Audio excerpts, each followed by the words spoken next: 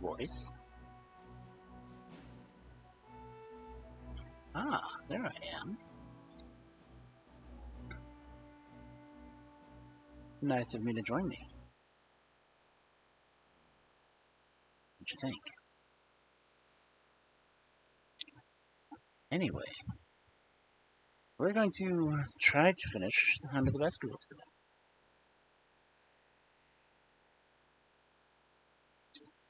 I do have the Chibi Redeem turned off.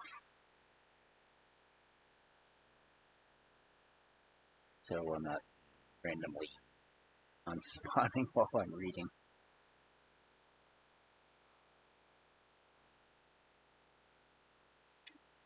But I may try to have the sound words turned on since I do have a little bit of control over those.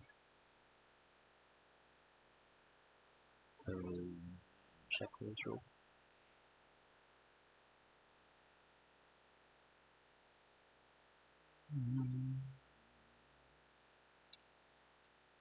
Let's check my Fireplace, see if it's gone.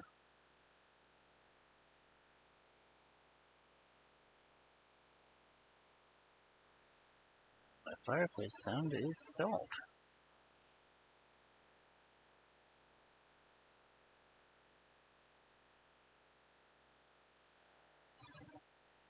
Push it.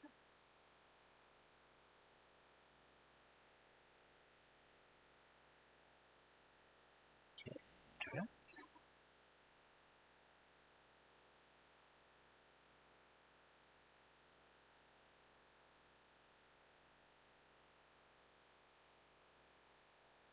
okay, my Fireplace doesn't cooperate. So.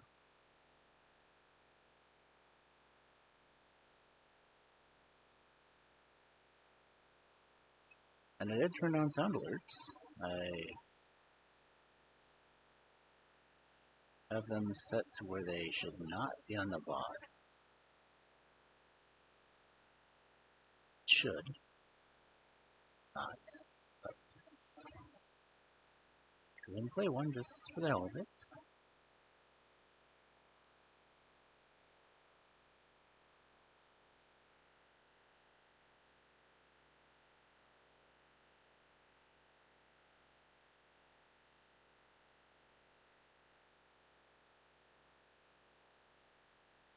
I could hear it loud.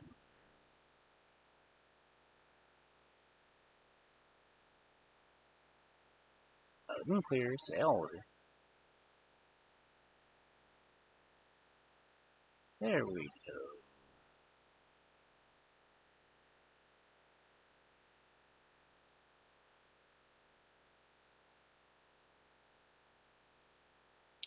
Does say let's monitor and output, so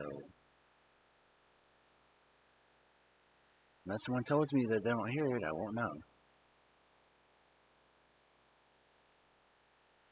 I am listening to the stream, so I can just hear myself talking and know how much of a delay there is. Let's go ahead and get back to the bookstore, shall we? Because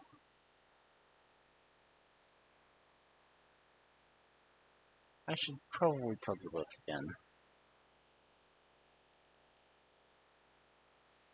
It may end up being available in stores, depending on if the stores order it, which is definitely going to be a big if.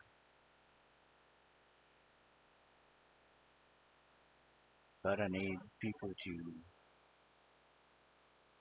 order the non-artwork cover, at least 8 more of those, before I can even get paid for that one.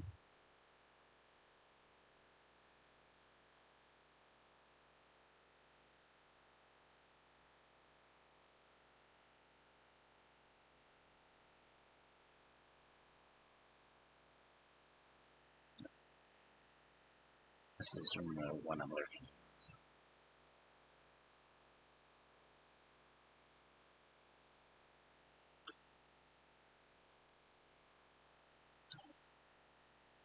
Let's see.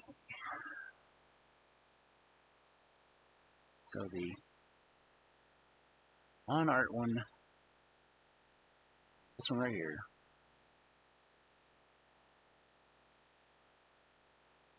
this is one on blurb. It's the second one up here.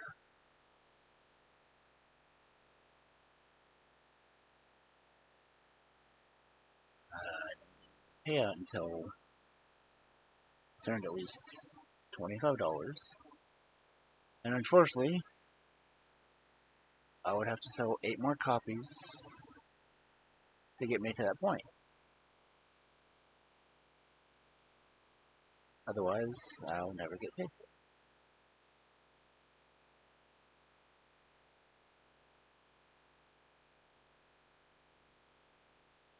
Okay.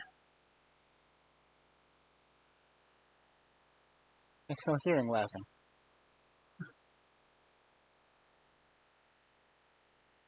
It's coming from this room I'm lurking in. But anyway, since I don't start the reading until 10 after, go free, get a drink, get whatever you need to survive. I've got 2.5 bottles of water, so hopefully I'll make it. So, it looks like Nera's just going online too. But I really do want to finish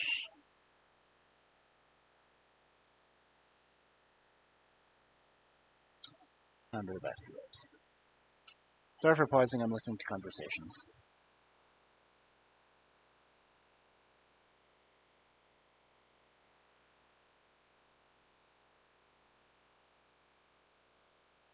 Slowbro has escaped.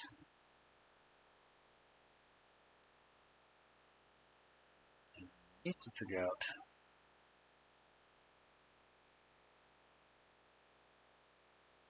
why.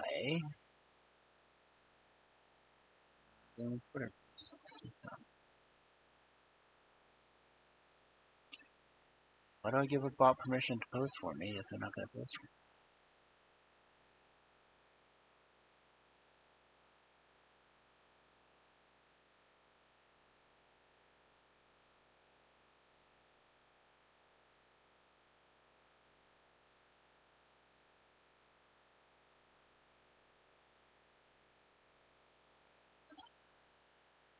Guess I'll just tweet it for myself.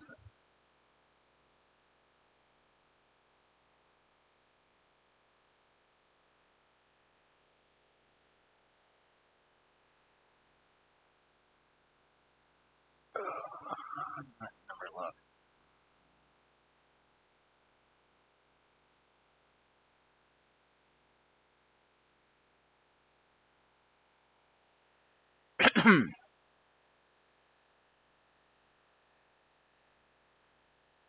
Okay.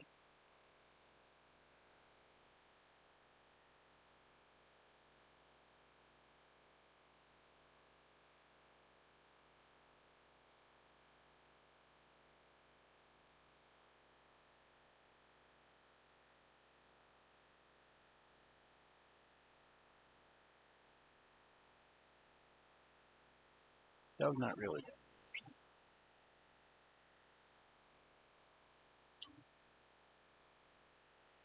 Let's go to study. Okay. It's 9:09. Just in my seat here. Again, as usual, I'm going to try to read and focus on the book as much as I can so I don't get lost. I'll do what I can between chapters. Sound good? Good? Oh, better. But that's a technical issue beyond my comprehension.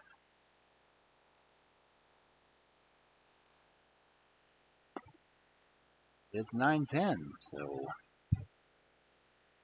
let's get into Hound of the Baskervilles, Part 4.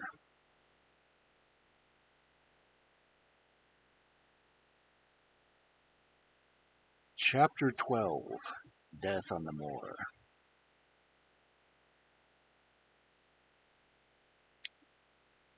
For a moment or two I sat breathless, hardly able to believe my ears. Then my senses and my voice came back to me, while a crushing weight of responsibility seemed in an instant to be lifted from my soul. That cold, incisive, ironical voice could belong to but one man in the cruel world. "Holmes!" I cried. "Holmes!" "Come out," he said, "and please be careful with the revolver." I stooped under the rude lintel and there he sat on the stone outside, his grey eyes dancing with amusement. I'd say sat. That's...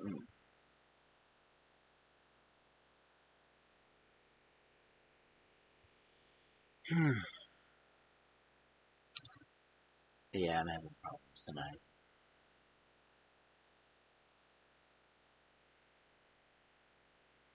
Let's try this again, and hopefully I won't mess up as much.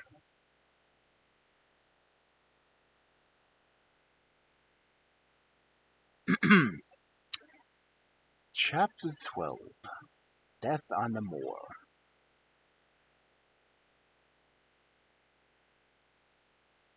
For a moment or two I sat breathless, hardly able to believe my ears. Then my senses and my voice came back to me, while a crushing weight of responsibility seemed in an instant to be lifted from my soul. That cold, incisive, ironical voice could belong to no one man in all the world.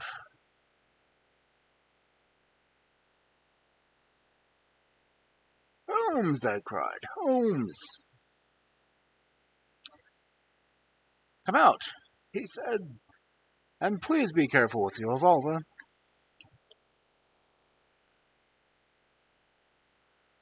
I stooped under the rude lintel, and there he sat upon a stone outside, his grey eyes dancing with amusement as they fell upon my astonished features. He was thin and worn, but clear and alert, his keen face bronzed by the sun and roughened by the wind.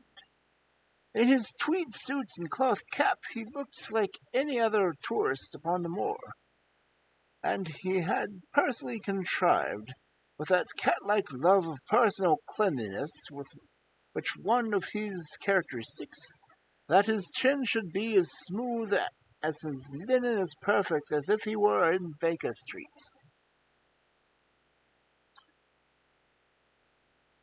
I never was more glad to see anyone in my life, said I, and I wrung him by the hand.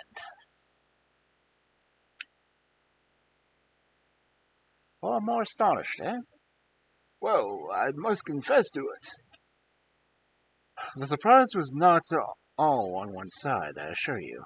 I had no idea that you had found my occasional retreat, still less that you were inside it, until I was within 20 paces of the door. My footprint, I presume? No, Watson. I fear that I could not undertake to recognize your footprint amid all the footprints of the world. If you seriously desire to deceive me, you must change your tobacconist. For when I see the stub of a cigarette marked Bradley, Oxford Street, I know that my friend Watson is in the neighborhood. You will see it there beside the path. You threw it down, no doubt, at that supreme moment when you charged into an empty hut. Exactly. I thought as much. And knowing your admirable tenacity, I was convinced that you were sitting in ambush, a weapon within reach, waiting for the tenant to return. So you actually thought that I was the criminal. I did not know who you were, but I was determined to find out. Excellent, Watson. And how did you localize me? You saw me perhaps on the night of the convict hunt, when I was so imprudent to allow the moon to rise behind me? Yes, I saw you then. And have, no doubt, searched all the huts until you came to this one. No, your boy had been observed, and I gave me a guide where to look. The old gentleman with the telescope, no doubt. I could not make it out when I first saw the light flashing upon the lens. He rose and peeped into the hut. Ah, I see that Cartwright was brought up some supplies. What's this paper? So you have been to Coombe Tracy, have you? Yes. To see Miss Laura Lyons? Exactly. Well done. Our researchers have evidently been put running on parallel lines, and when we unite our results, I expect we shall have a fairly full knowledge of the case. Well, I am glad from my heart that you are here, for indeed the responsibility and the mystery are both becoming too much for my nerves. But how in the name of wonder did you come here? And what have you been doing? I thought that you were in Baker Street working out that case of blackmailing. That was as I wished you to think. Then you used me, and yet you do not trust me. I cried with some bitterness. I think I have deserved better than your hands, Holmes.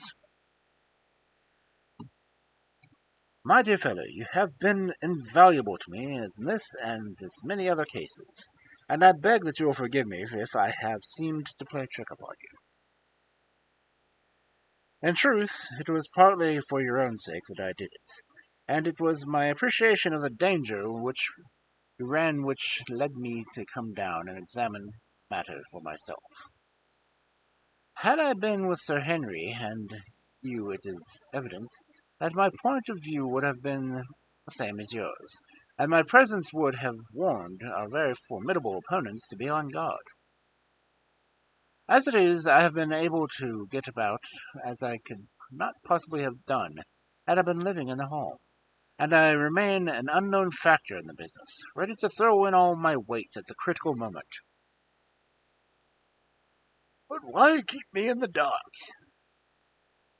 For you to know could have not helped me, and possibly led to my discovery. You would have wished to tell me something, or in your kindness you would have brought me out here, some comfort or other, and it's so an unnecessary risk would be run. I brought Cartwright down with me. You remember the little chap from the express office? And he has seen after my simple wants, a loaf of bread and a clean collar. What does man want more? He has given me an extra pair of eyes upon the very active pair of feet, and both have been invaluable. Then my reports have all been wasted. My voice trembled as I recalled the pains and the pride with which I had composed them. Holmes took a bundle of papers from his pocket. Here are your reports, my dear fellow. I'm very well thumbed, I assure you. I made excellent arrangements, and they are all delayed one day upon their way. I must compliment you exceedingly upon the zeal and the intelligence which you have shown over the extraordinarily difficult case. I was still rather raw over the deception which had been practiced upon me, but the warmth of Holmes's praise drove my anger from my mind. I felt also in my heart that he was right in what he said, and that it was really best for our purpose that I should not have known that he was upon the moor. That's better, said he, seeing the shadow rise from my face. And now tell me the result of your visit to Miss Laura Lyons. It was not difficult for me to guess that it was to see her that you had gone, for I am already aware that she is the one person in Coombe Tracy who might be of service to this matter. In fact, if you had not gone today, it is exceedingly probable that I should have gone tomorrow.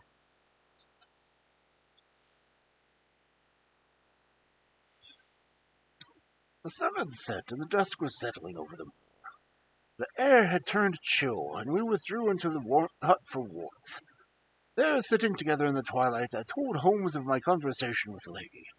So interested was he that I had to repeat some of it twice before he was satisfied. This is most important, said he when I had concluded. It fills up a gap which I have been unable to bridge in this most complex affair. You are aware, perhaps, that a close intimacy exists between this lady and the man Stapleton?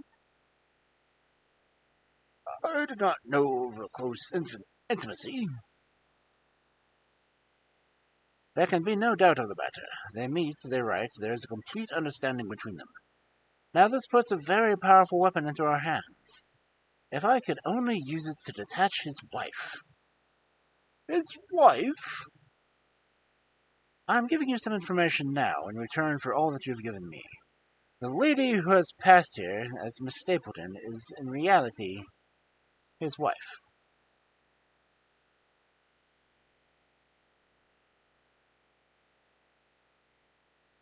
Good heaven, Holmes!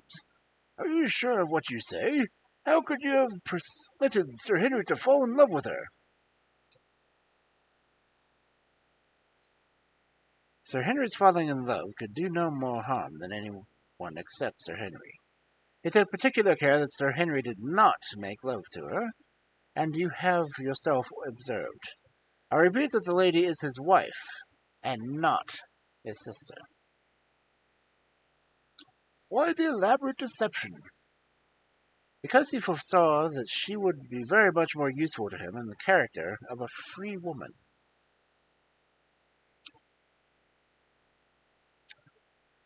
All my unspoken instincts, my vague suspicions, suddenly took shape and centered upon the naturalist. And what passive curves man with his straw hat and his butterfly net? I seemed to see something terrible, a creature of infinite patience, craft, with a smiling face and a murderous heart. It is he, then, who is our enemy? It is he who dogged us in London? So I read the riddle. And the warning, it must have come from her. Exactly.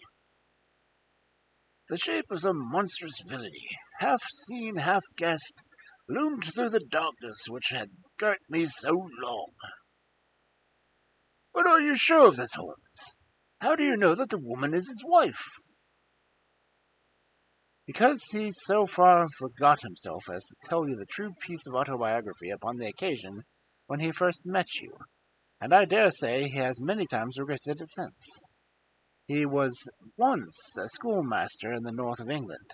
Now there is no one more easy to trace than a schoolmaster. There are scholastic agencies by which one may identify any man who has been in the profession. A little investigation showed me that the school had come to grief under atrocious circumstances, and that the man who had owned it, the name was different, was disappeared with his wife. The descriptions agreed. When I learned that the missing man was devoted to entomology, the identification was complete.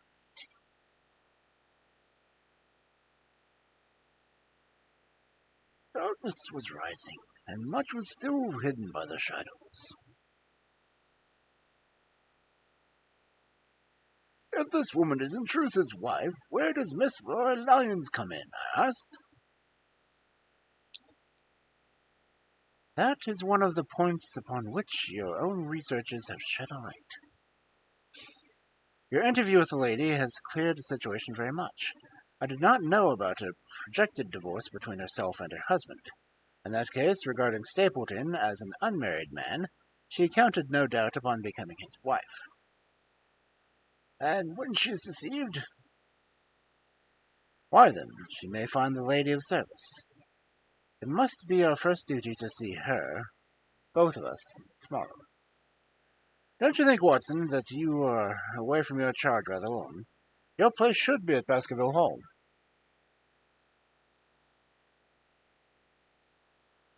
Red streaks had faded away in the west, and the night had settled upon them.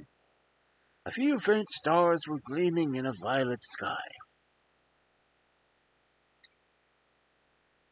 One last question, Holmes, I said as I rose. Surely there is no need for secrecy between you and me. What is the meaning of it all? What is he after? Holmes's voice sank as he answered. It is murder, Watson. Refined, cold-blooded, deliberate murder. Do not ask me the particulars. The nets are closing upon him, even as we are upon Sir Henry, and with your help he is already almost at my mercy. There is but one danger which we can threaten us. It is that he should strike before we are ready to do so. Another day, two at the most, and I will have this case complete, and until then, guard your charge as closely as ever a fond mother watched an ailing child. And yet, your mission today has justified itself, and yet I could almost wish that you had not left his side. Hark! A terrible scream, a prolonged yell of horror and anguish burst out of the silence of the moor. That frightful cry turned the blood to ice in my veins. "Oh, my God!" I gasped. "What is it? What does it mean?"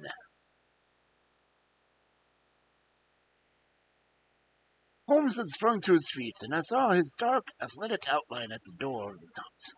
His shoulders stooping, his head thrust forward, his face peering into the darkness. "Hush!" he whispered. "Hush!" The cry had been loud on account of its vehemence, but it had pealed away from somewhere far off in the shadowy plain. Now it burst upon our ears, nearer, louder, and more urgent than before.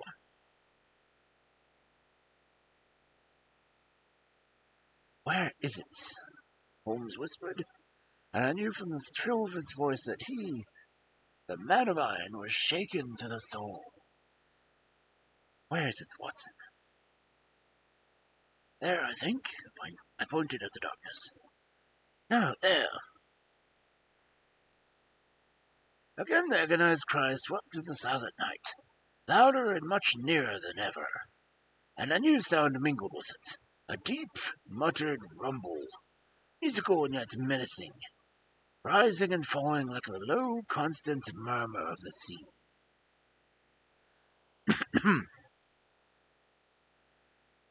The Hound, cried Holmes.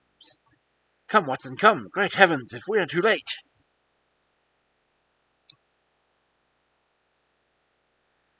It started running swiftly over the moor, and I had followed at his heels. But out of somewhere among the broken ground immediately in front of us, there came one last despairing yell, and then a dull, heavy thud. We halted and listened. Not another sound broke the heavy silence of the windless night. He has beaten us, Watson. We're too late. No, surely not. Fool that I was to hold my hand. And you, Watson, see what comes of abandoning your charge. But, by heaven, if the worst has happened, we will avenge him. Blindly we ran through the gloom, blundering against boulders, forcing our way through the gorse brushes, panting up hills and rushing down slopes, heading away in the direction whence the dreadful sounds had come. At every rise Holmes looked eagerly around him, but the shadows were thick upon the moor, and nothing moved upon its dreary face. Can you see nothing? Nothing. But hark, what is this? A low moan had fallen upon our ears. There it was again upon our left. Oh, that side of the ridge of rocks ended with a sheer cliff that overlooked a stone-strewn slope. On the jagged face was spread-eagled some dark irregular object.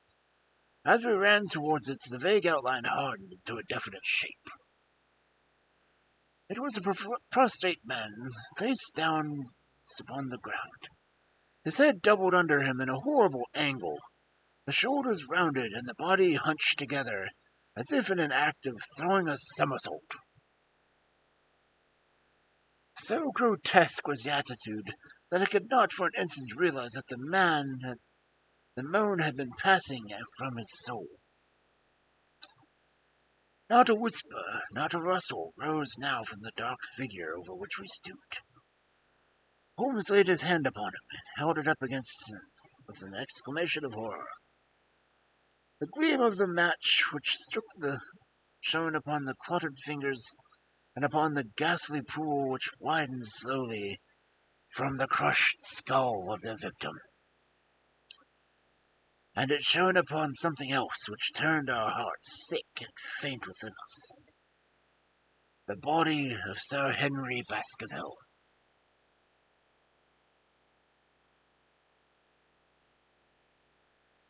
There was no chance of either of us forgetting that particularly ruddy tweed suit, the very one which he had worn on the first morning that he had seen him in Baker Street. He caught the one clear glimpse of it, and then the match flickered and went out, even as the hope had gone out of our souls. Holmes groaned, and his face glimmered white in the darkness. The brute, he cried, to clench hands. Oh, Holmes, I shall never forgive myself for having left him at fate. I am more to blame than you, Watson. In order to have a case well-rounded and complete, I have thrown away the life of my client. It is the greatest blow which has befallen me in my career. But how could I know that he would risk his own life along the moor in the face of all my warnings? That we should have heard his screams. My God, those screams! And yet have been able to save him. Where is this battle of Hound which drove him to death? It may be lurking among these rocks at the instant. And Stapleton, where is he? He shall answer for this deed. He shall. I will see to that. Uncle and nephew have been murdered. The one frightened to death in the very sight of the beast which he thought was to be supernatural, the other driven to his end in his flights from the wild escape from it. But now we have to prove the connection between the man and the beast. Save from what we have heard, we cannot even swear to the existence of the latter, since Sir Henry has evidently died from the fall. But by heavens, cunning as he is, the fellow shall be in my power before another day is past.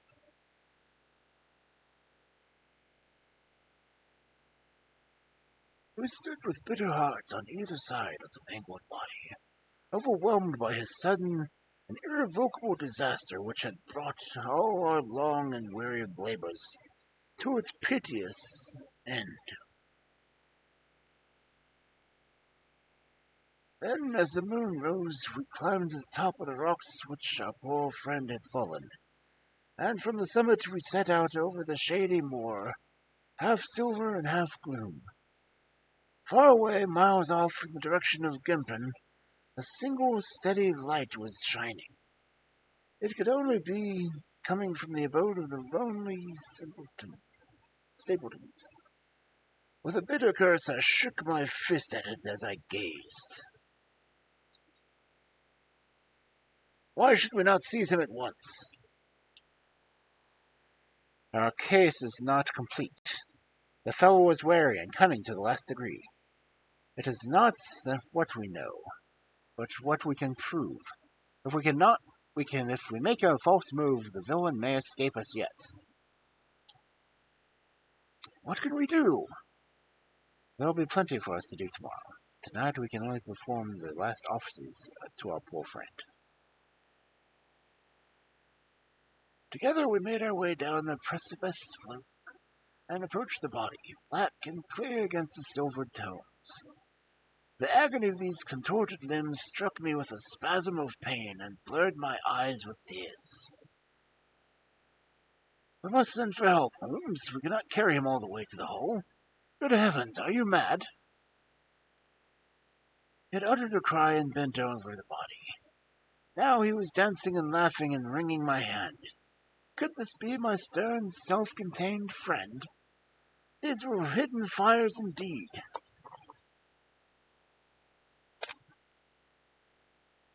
A beard! A beard!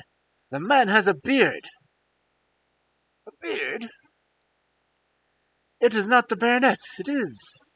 Why, it is his neighbor, the convict.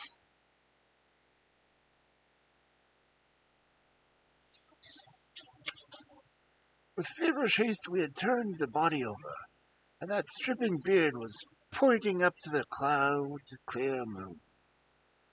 There could be no doubt about the beetling forehead and the sunken animal eyes. It was indeed the same face which had glared upon me the night of the candle over the rock.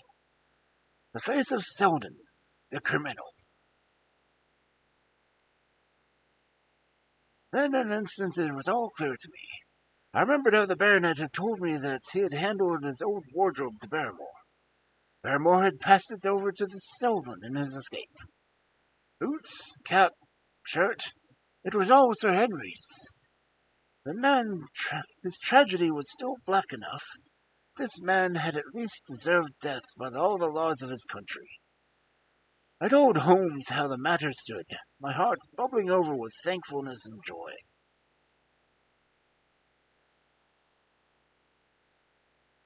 Then the clothes have been a poor fellow's death, said he. It is clear enough that the Hound has been laid on some article of Sir Henry's. The boot which was abstracted by the hotel in all probability, and so ran this man down. There is one very singular thing, however. How came Selden in the darkness to know that the Hound was on his trail?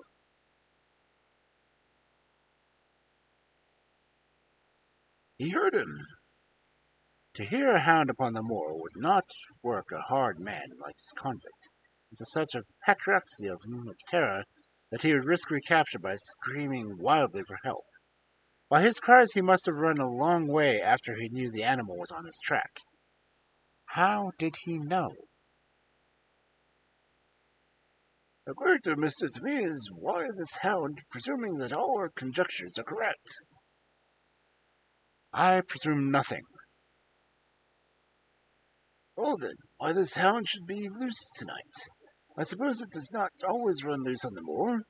Stapleton would not let it go unless he had reason to think that Sir Henry would be here. My difficulty is that the more formidable of the two, for I think that we shall very shortly get an explanation of yours, while mine may remain a mystery forever.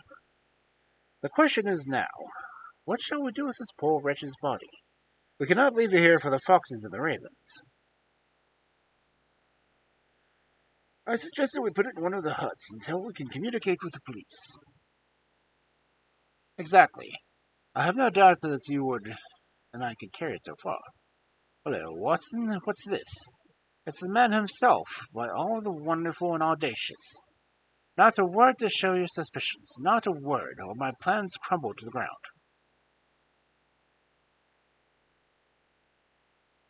The figure was approaching us over the moor, and I saw the dull red glow of a cigar. The moon shone upon him, and I could distinguish the dapper shape and jaunty walk of the naturalist. He stopped when he saw us, and then came on again. Why, Dr. Watson, that's you. It's not. You're the last man I should have expected to stay out here on the moor at this time of night. But, dear me, what's this? Somebody hurt? No, don't tell me that it was our friend Sir Henry. He hurried past me and stooped over the dead body. I heard a sharp intake of his breath, and the cigar fell from his fingers. Who's this? He stammered. It is Selden, the man who escaped from Princeton. Stapleton turned a ghastly face upon us, but by a supreme effort he had overcome his amazement and his disappointment. He looked sharply from Holmes to me. Dear me, what is a very shocking affair? How did he die?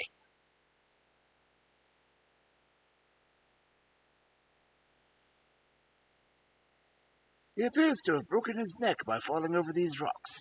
My friend and I were strolling on the moor when we heard a cry.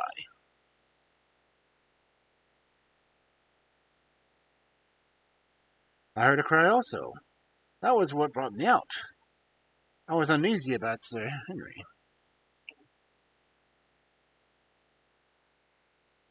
Why about Sir Henry in particular? I could not help asking.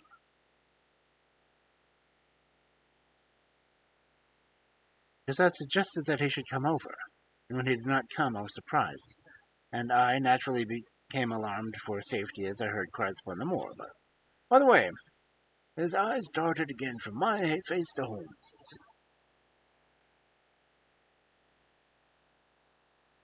Did you hear anything else besides a cry? No, said Holmes. Did you? No. What do you mean, then? Oh, you know about the stories of the peasants about the phantom hound, and so on. It is said to the herds at nights upon the moor, so I was wondering if there were any evidence of such a sound tonight.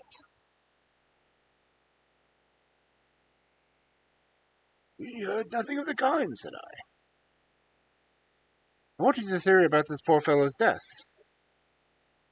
I have no doubt that anxiety and exposure have driven him off his head.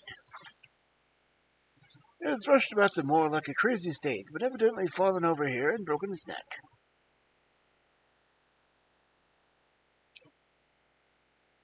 That seems the most reasonable theory, said Stapleton, and he gave a sigh which I took to indicate his relief. What do you think about it, Mr. Sherlock Holmes? My friend bowed his confidence. You are quick at indication, said he. I've been expecting you to come down to these parts since Dr. Watson came down. You are in time to see a tragedy.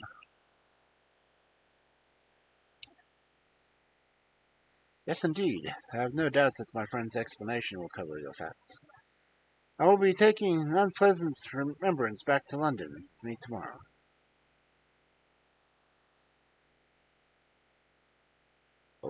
You return tomorrow? That is my intention.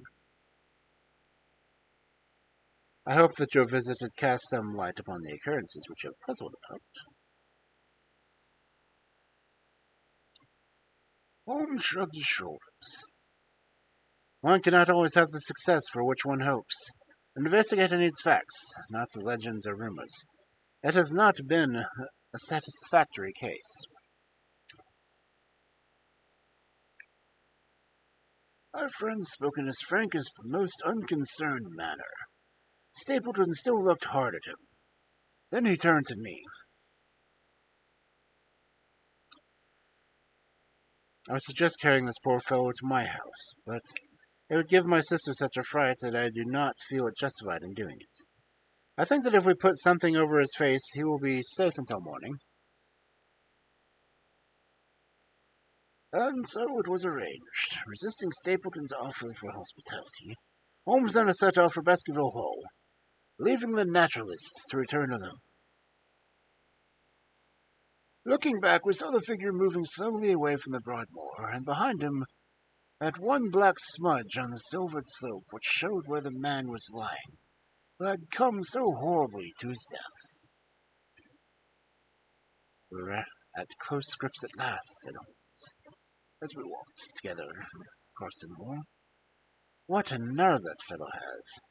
How he has pulled himself together in the face of what must have been a paralyzing shock when he had found the wrong man had fallen victim to his plot.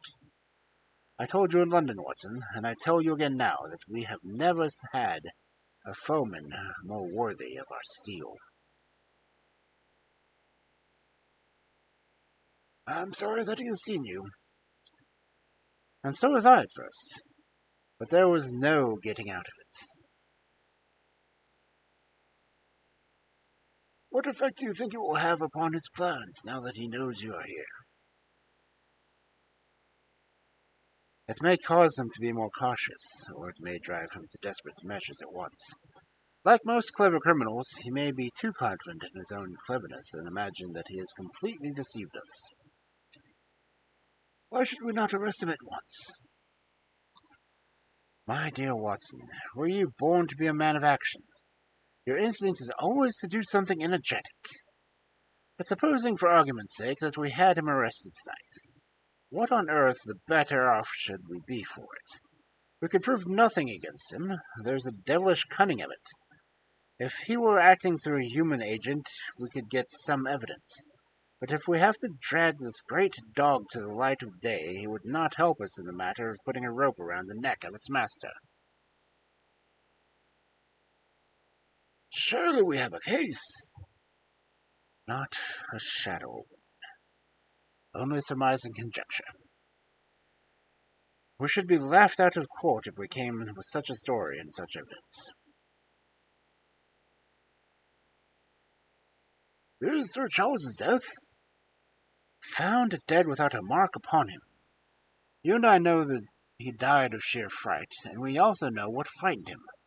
But how are we to get 12 stolid journeymen to know it? What signs are there of the hound? Were there any marks or fangs? Of course. We know that a hound does not bite a dead body, and that Sir Charles was dead before and after the brute overtook him. But we have to prove this. We are not in a position to do so. Oh, then, tonight? We are not much better off tonight. Again, there is no direct connection between the hound and the man's death. We never saw the hound. We heard it. But we could not prove that it was running upon this man's trail. There is a complete absence of motive. No, my dear fellow, we must reconcile ourselves to the fact that we have no case at present, and that it is worth our while to run any risk in order to establish one. And how do you propose to establish one? I have great hopes that what Mrs. Laura Lyons may do for us when the position of affairs is made clear to her. And I have my own plan as well, sufficient for tomorrow as the evil thereof. But I hope that before the day has passed to have an upper hand At last.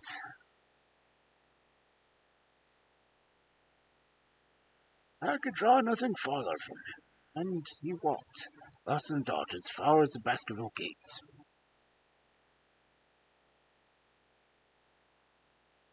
Are you coming up? Yes. I see no reason to further concealment. But one last word, Watson. Say nothing of the Hound to Sir Henry. Let him think that Selden's death was as Stapleton would have us believe. He will have a better nerve for the ordeal which he will have to undergo tomorrow. When he is engaged, if I will remember your report right, to dine with these people. And so am I. Then you must excuse yourself, and he must go alone. That will be easily arranged. For now, if we are too late for dinner, I think that we are both ready for our suppers.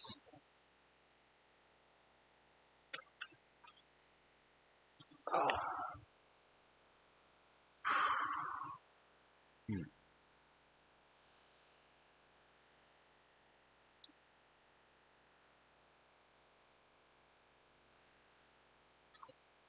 It's the rabbit hash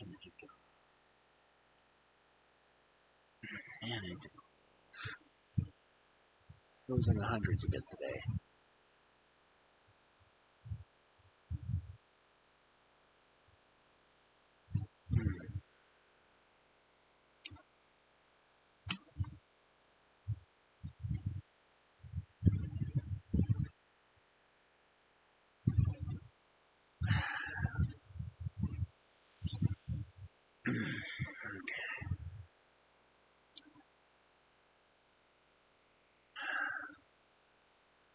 I hate sweating.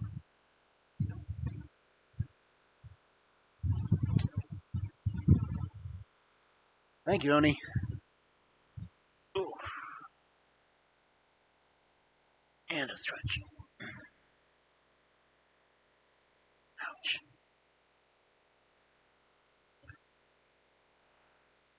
And a first.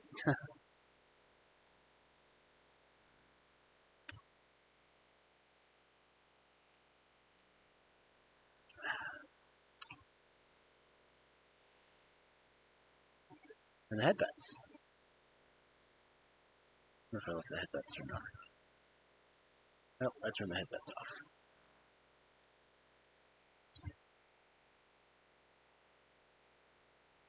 Ugh.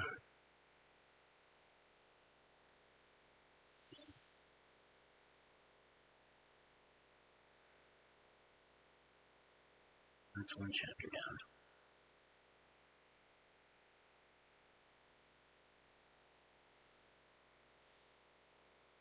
It's quick, it's relevant.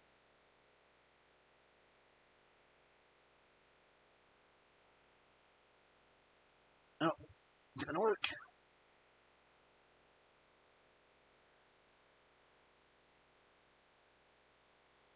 Of course it's not.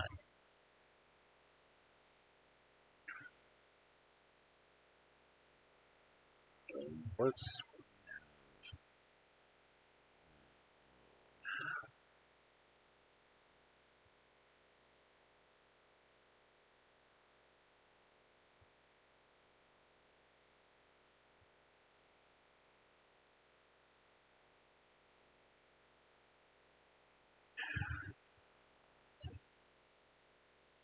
Oh well.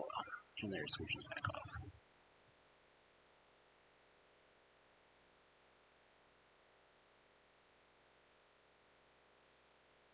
I have a near switch reading.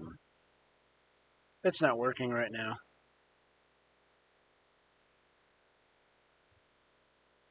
So apparently I have to have that browser window open.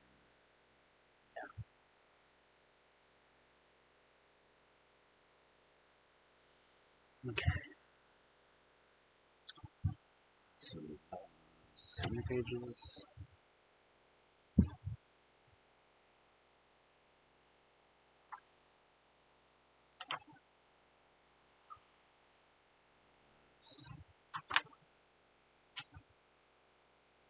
21 pages left.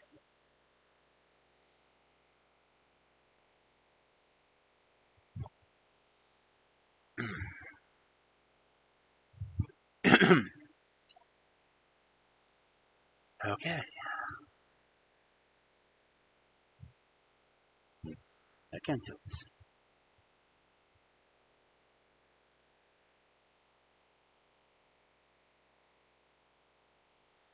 Chapter 13. Fixing the Nets.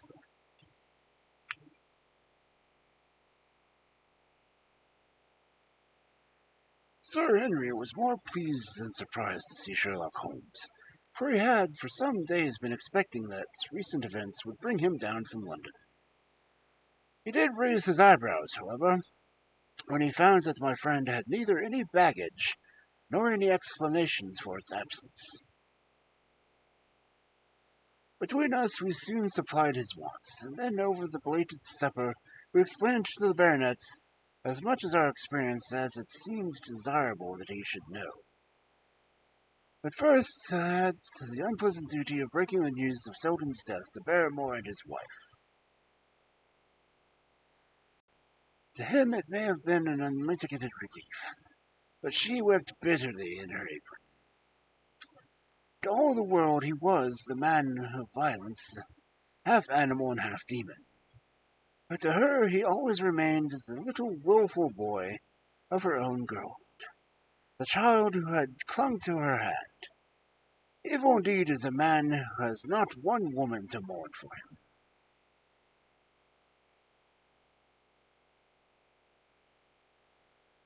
"I've been moping in the house all day since Watson went off this morning," said the baronet. "I guess I should have had some credit, for I kept my promise. If I hadn't sworn not to go alone, it might have been a more lively evening, for I had a message from Stapleton asking me over there."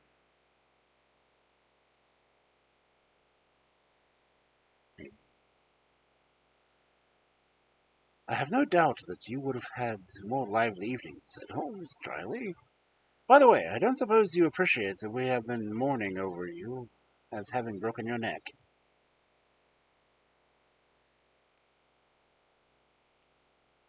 Sir Henry opened his eyes. "How is that?"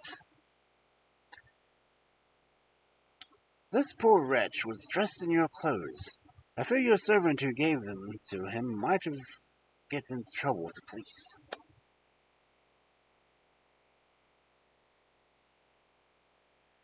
"That is unlikely. There was no mark of any of them, as far as I know."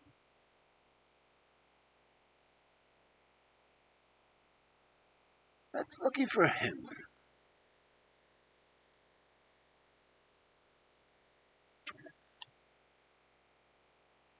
"In fact, it's lucky for you all, since you are all on the wrong side of the law in this matter. I'm not sure that as a conscientious detective, my first duty is not to arrest the whole household. Watson's reports are most incriminating documents."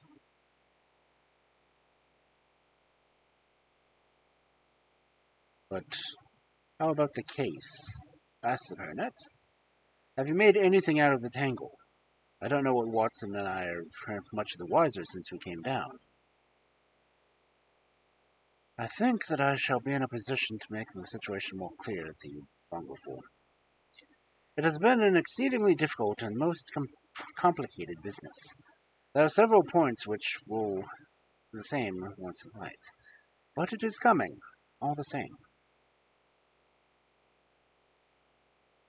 We've had one experience, as Watson has no doubt told you.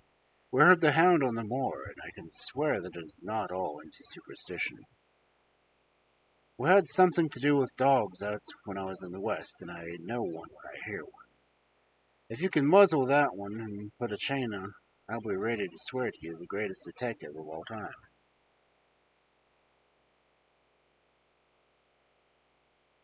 "I think I will muzzle him and chain him all right, if you will give me your help."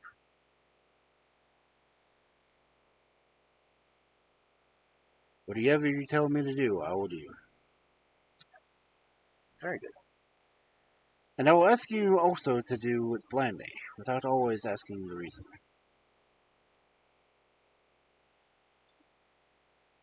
"Just as you like."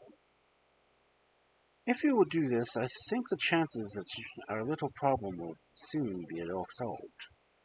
"I have no doubt."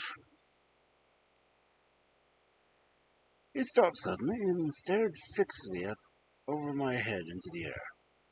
The lamp beat upon his face, and it was so intense, was it, that it was still that it might have been that of a clear-cut classical statue, a personification of alertness and expectation.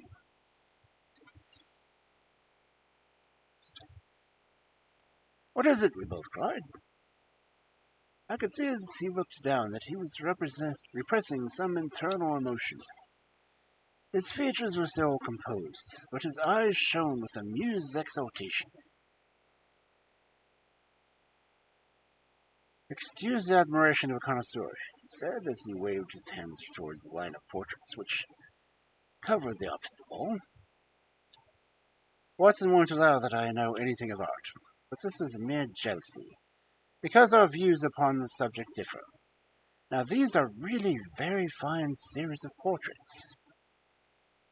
"Well, I'm glad to hear you say so," said Sir Henry, glancing with some surprise at my friend. "I don't pretend to know much about these things, but I'd be a better judge of a horse or a steer than of a picture. I didn't know that you were found time for such things."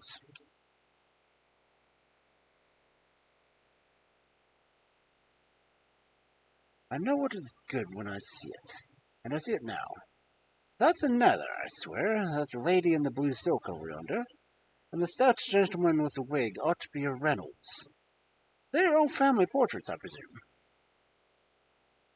"Everyone." "Do you know the names?" "Barrymore has been coaching me in them. I think I can say my lessons fairly well."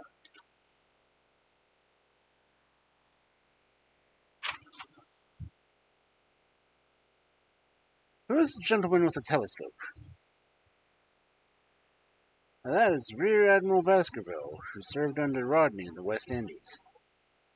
The man in the blue coat and the roll of paper is Sir William Baskerville, who was chairman of the committee of the House of Commons under Pitt. And this cavalier opposite to me, the one with the black velvet on it, and the lace." "You have the right to know about him. That was the cause of all this mischief, the wicked Hugo, who started the Hound of the Baskervilles. We're not likely to forget him." I gazed with interest and some surprise upon the portrait. "Dear me," said Holmes, "he seems to be quite meek-mannered man enough, but I dare say that there is a lurking devil in his eyes. I had pictured him as a more robust and ruffianly person."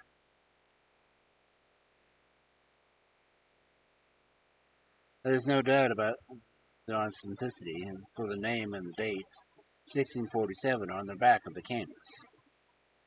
Holmes said little more, but the picture of the old roisterer seemed to have a fascination for him, and his eyes were continually fixed upon it during supper. It was not until hours later, when Sir Henry had gone to his room, that I was able to follow the trend of his thoughts. He led me to the back into the banquet hall, his bedroom candle in his hand, and held it against the time-stained portrait on the wall. "Do you see anything there?" I looked at the broad-plumed hat, the curling love-locks, the white lace collar, and the straight, severe face which was framed between them. It was not a brutal countenance, but it was a prim, hard, and stern, with a firm-set, thin-lipped mouth, and a coldly intolerant eye.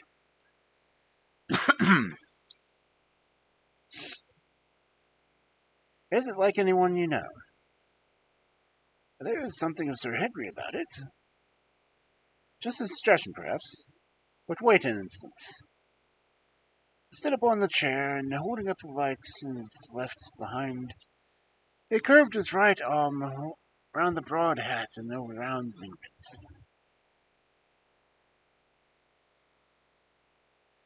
"Good heavens!" I cried in amazement.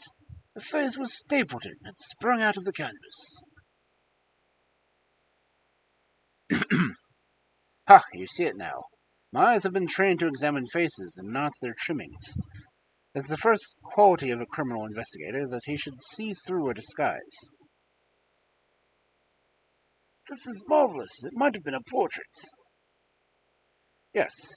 It is an interesting instance of throwback, which appears to be both physical and spiritual. A study of family portraits is enough to convert a man to the doctrine of reincarnation.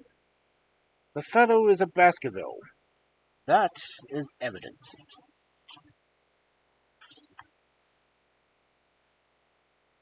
With designs upon his succession. Exactly. This chance of the picture has supplied us with one of our most obviously missing links. We have him, Watson, we have him. And I dare swear that not before tomorrow night he will be fluttering in our nets and helpless as one of his own butterflies. A pen, a cork, and a card. We will add him to our own Baker Street collection. I burst into one of his rare fits of laughter as he turned away from the picture. I have not heard him laugh often, and it has always boded ill to anybody. I was always bedtimes in the morning, but Holmes was afoot earlier still, for I saw him as I dressed coming up the drive. Yes, we should have a full day today, he remarked as he rubbed his hands with joy of action. The nets are all in place, and about the drag is about to begin. We'll know before today is out whether we have caught our big, lean-jawed pike, or whether he has got through our meshes. Have you been to the moor already? I've sent a report from Grimpen to Princeton as to the death of Selden. I think I can promise that none of you will be troubled in the matter. And I have also communicated with my old faithful Cartwright, who would certainly have pined away at the door of my hut as a dog does at his master's grave, if I had not set his mind at rest about my safety. So what is our next move? To see Sir Henry. Ah, here he is. Good morning, Holmes, said the baronet. You look like a general who is planning a battle with his chief of staff. That is the exact situation. Watson was asking for others. And so do I.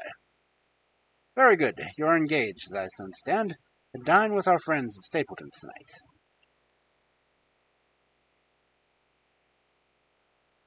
I hope that you will come also. They are very hospitable people, and I am sure that they would be very glad to see you.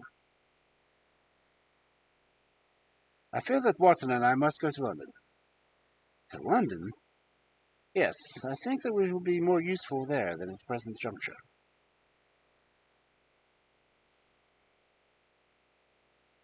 Baronet's face fell perceptibly lengthened. I hope that you are going to see me through this business. The hall and the moor are not very pleasant places when one is alone.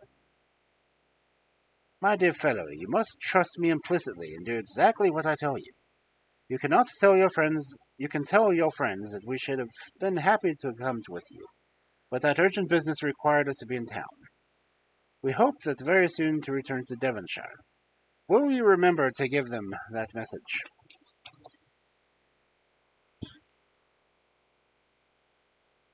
If you insist upon it. There is no alternative, I assure you. I saw by the baronet's clouded brow that he was now deeply hurt by what he had regarded as our desertion.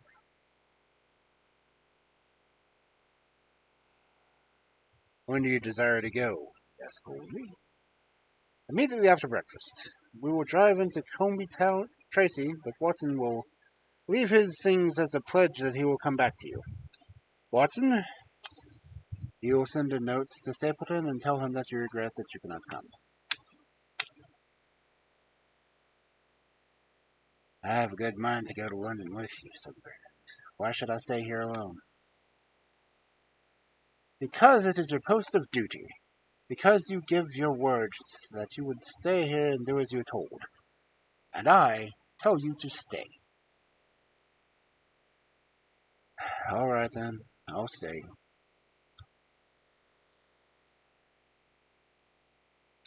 One more direction. I wish you to drive to Merripit House. Send back your trap, however, and do not let them know that you intend to walk home.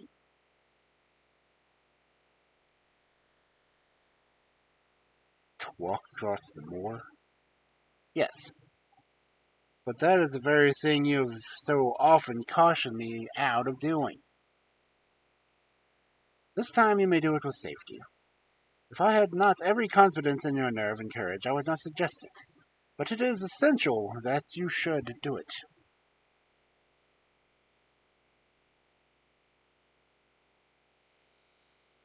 I will do it. And as you value your life and do not go across the moor in any direction save along the straight path which leads from Merripit House to the Grimpen Road, and is your natural way home. I will do just what you say. Very good. I shall be glad to get away as soon as breakfast is over, so to reach London in the afternoon. I was much astounded by his program, though I remembered that Holmes had said to Stapleton on the night before that his visit would be terminated the next day. I had not crossed my mind, however, that he would wish me to go with him, nor could I understand how we could both be absent in the moment of the which he himself declared to be critical. There was nothing for it, however, but implicit obedience. So we bade good-bye to our rueful friend, and a couple of hours afterwards we were at the station at Coombe Tracey, and had dispatched the trap upon its journey home. A small boy was waiting upon the platform.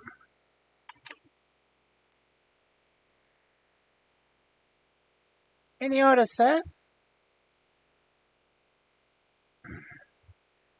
"You will take this train to town, Cartwright. The moment you arrive, you will send a wire to Sir Henry Baskerville in my name to say that he finds the pocket-book which I have dropped. He is to send it by registered post to Baker Street." "Yes, sir." "And ask at the station office if there is a message for me."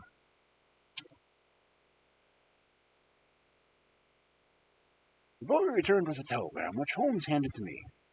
It ran, "Wire received, coming down with unsigned words. Arrive 5:40. Lestrade."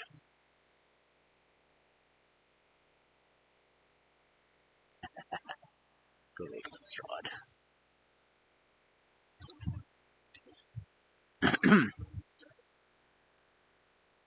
"That is an answer to mine of this morning. He is the best of the professionals, I think, and we may need his assistance. Now, Watson, I think that we cannot employ our time better than by calling upon our acquaintance, Mrs. Laura Lyons."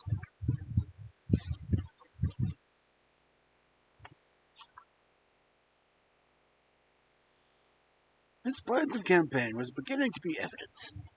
We would use the baronet in order to convince the Stapletons that we were really gone, while we should actually return the instant we are likely to be in need.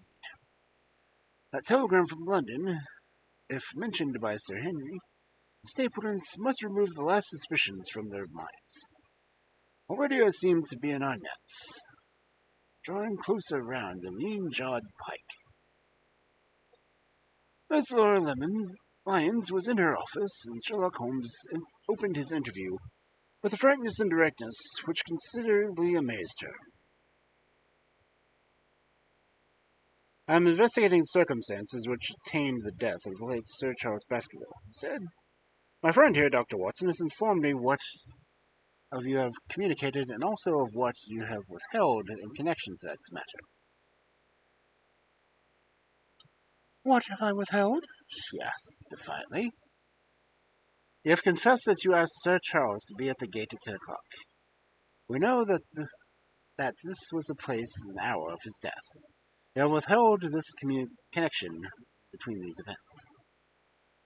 "There is no connection." "In that case, the coincidence must indeed be an extraordinary one. But I think that we shall succeed in establishing a connection after all. I wish to be perfectly frank with you, Miss Lyne. We regard this case as one of murder, and the evidence may implicate not only your friend Mr. Stapleton, but his wife as well."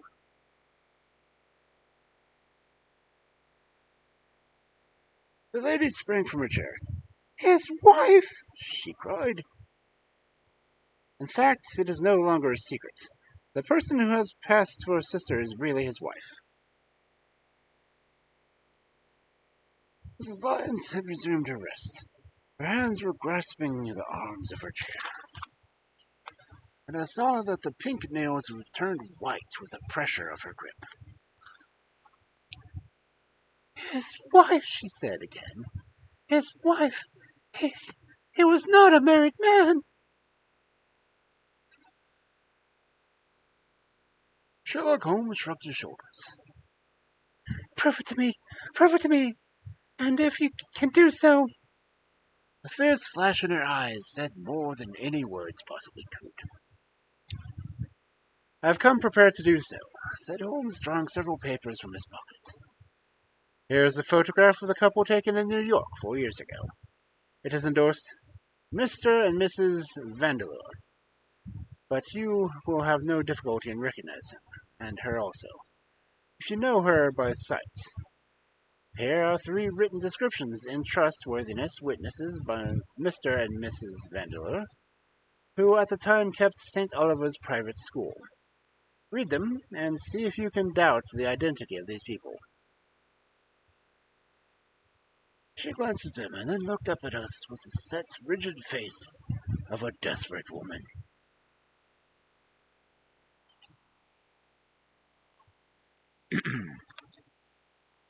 "Mr. Holmes," said she, "this man had offered me marriage on the condition that I could get a divorce from my husband. He has lied to me, the villain, in every conceivable way. Not one word of truth has he ever told me. And why? Why? I imagined that all was for my own sake. But now I see that I was never anything but a tool in his hands. Why should I preserve faith in him who has never kept any in me? Why should I try to shield him from the consequences of his own wicked acts? Ask me what you like. There is nothing which I shall hold back. One thing I swear to you is that when I wrote the letter I never dreamed of any harm to the old gentleman, who had been my kindest friend."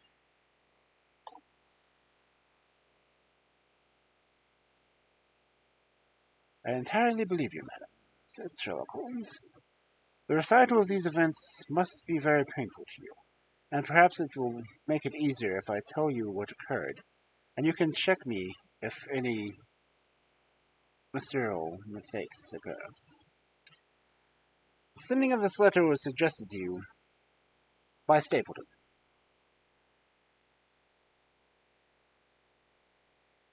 "He dictated it."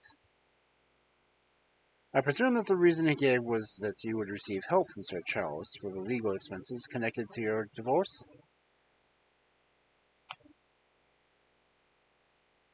"Exactly."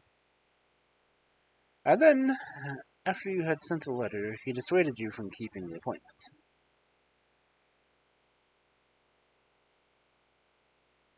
"He told me that it would hurt his self-respect that any other man should find the money for such an object, and that though he was a poor man himself, he would devote his last penny to removing the obstacles which divided us."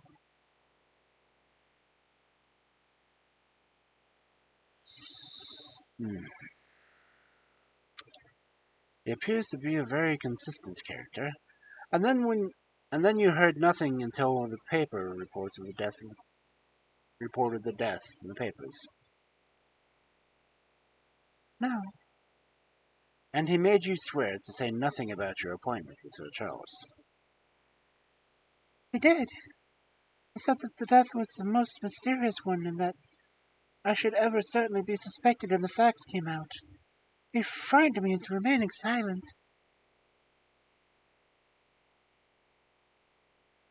"What so?" She hesitated and looked down. "I knew him," she said. "But if he had kept faith in me, I should always have done with him." "I think that on the whole you have had a fortunate escape," said Sherlock Holmes. "You have had him in your power and have knew it, and yet you are alive. You have been walking for some months very near to the edge of a precipice. We must wish you good morning now, Miss Lyons, and it is probable that you will very shortly hear from us again.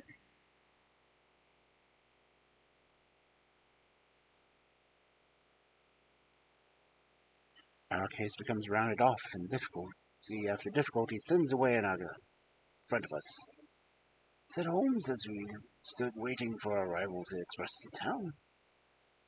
I shall soon be in the position of being able to put a single connected narrative, one of the most singular and sensational crimes of modern times. Students of criminology will remember this analogous incidents of Rondo, Little Russia, in the year of 66, and of course Carolina, and the case possesses of some features which are entirely its own. Even now we have no clear case against the very wily man, but I shall be very much surprised if it is not clear enough before we go to bed tonight.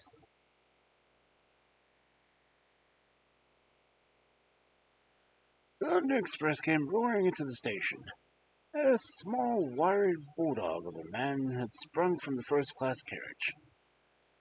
We all three shook hands, and I saw at once the reverential way in which Lestrade gazed at my companion that he had learned a good deal since the days in which they had first worked together. I could well remember the scorn which the theories of the reasoner had used then to excite the practical man.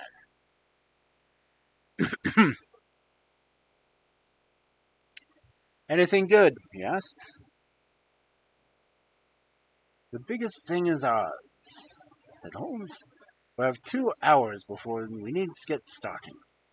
I think we might employ it in getting some dinner, and then, Lestrade, we will take the London fog out of your throat by giving you a breath of the pure night air of Dartmoor. Never been there? Ah, well, I don't suppose you will forget your first visit.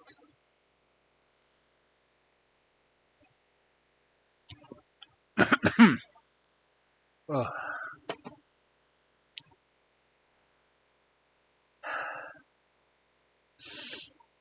how you doing, Evie?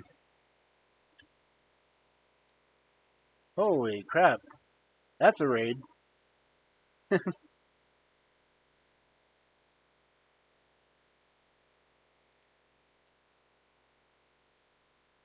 Ruru raid?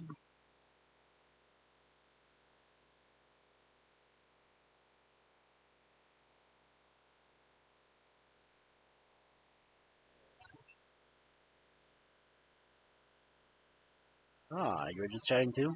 Cool. What were you up to?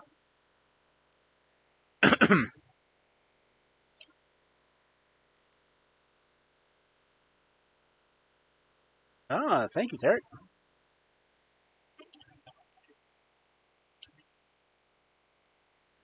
Oh. Oh, what story were you doing?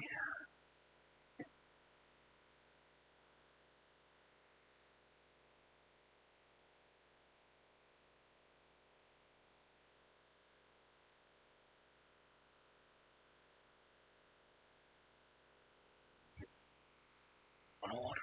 Oh.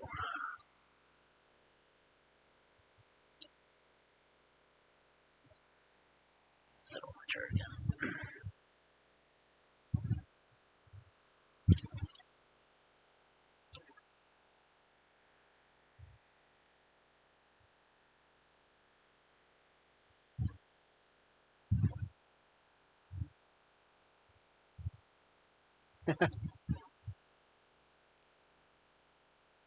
Ah, that's cool.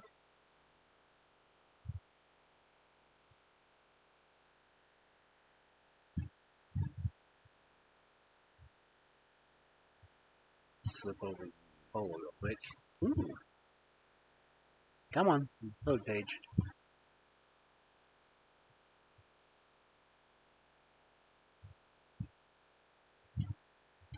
Ah,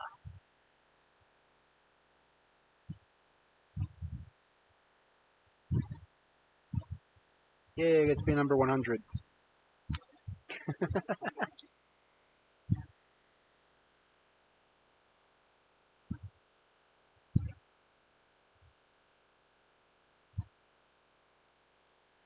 Thank you. Thank you for bringing people in.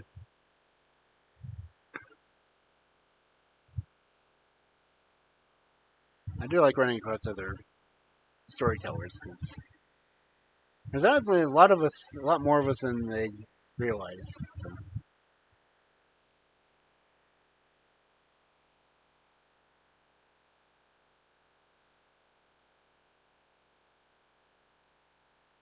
Let's see how much more is this.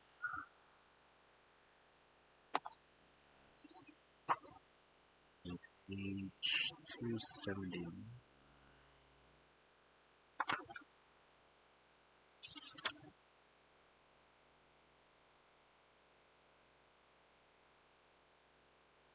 $14 pages left. Let's see, the next one's chapter 2.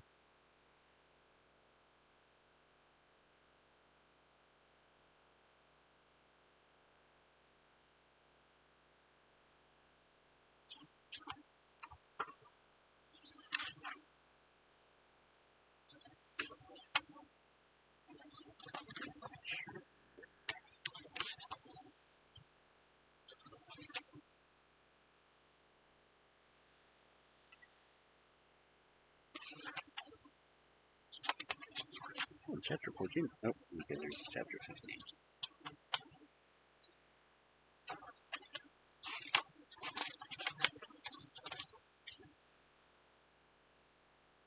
Yeah, 2 chapters left. Cool.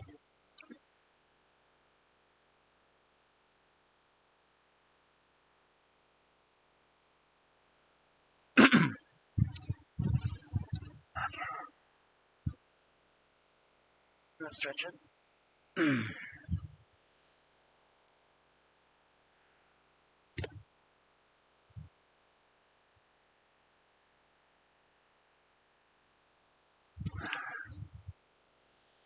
Okay.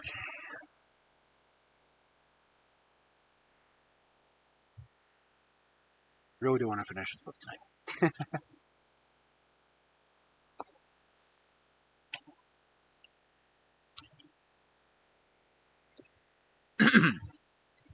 Okay. Very close to the end. It's only 2 chapters left. So.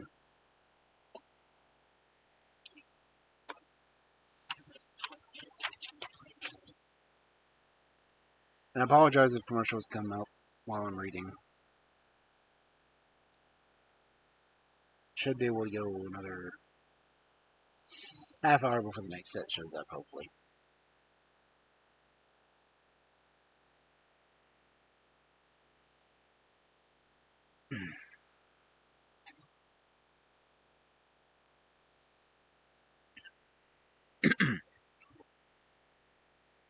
Chapter 14. The Hound of the Baskervilles.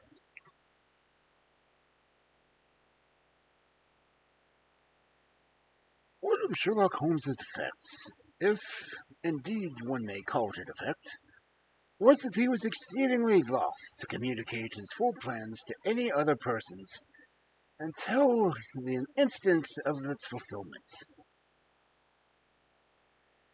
Partly it came, no doubt, from his own masterful nature, which loved to dominate and surprise those who were around him.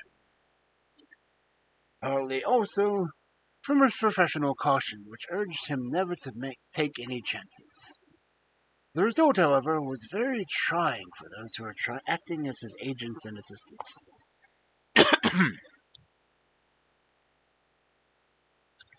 I'd often suffered under it, but never more so than during the long drive in the darkness. The great ordeal was in front of us. At last we were able to make a final effort, yet Holmes had said nothing, and I could only surmise what his course of action would be. My nerves thrilled with anticipation when at last the cold wind upon our faces in the dark, void spaces on either side of the narrow road told me that we were back upon the moor once again. Every stride of the horses and every turn of the wheels was taking us nearer to our supreme adventure.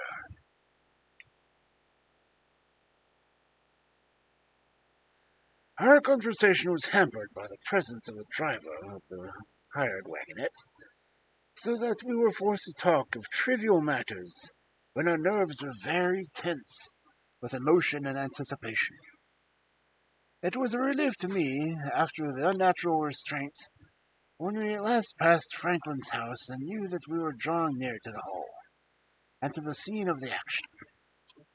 We did not drive up to the door, but got out near the gate of the avenue. The wagonette was paid off and ordered to return to Temple Cumbe forthwith, while we started to walk to Merripit House.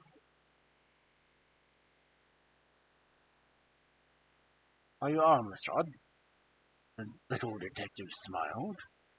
As long as I have my trousers, I have a hip pocket. And as long as I have a hip pocket, I have something in it.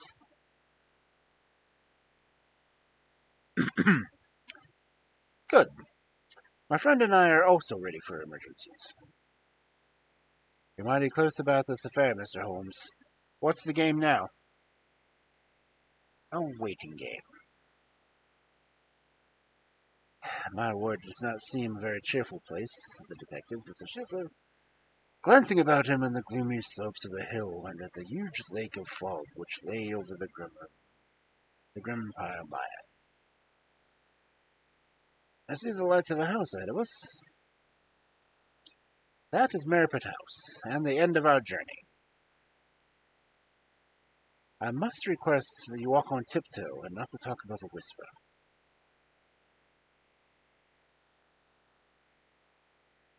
We moved cautiously along the track as if we were bound for the house, but Holmes halted us when we were about 200 yards from it.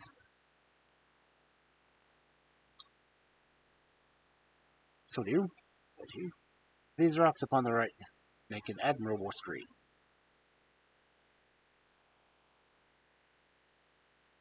We're to wait here? Yes. We shall make our little ambush here. Get into this hollow, Lestrade. You have been inside the house, have you not, Watson?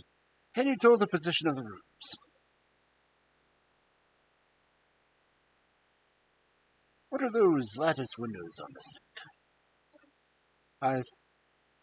I think those are the kitchen windows. And the one beyond it, which shines so brightly. That is certainly the dining room. The blinds are up. You know the lie of the land best. Creep forward quietly and see what they are doing. For heaven's sake, don't let them know that they're being watched.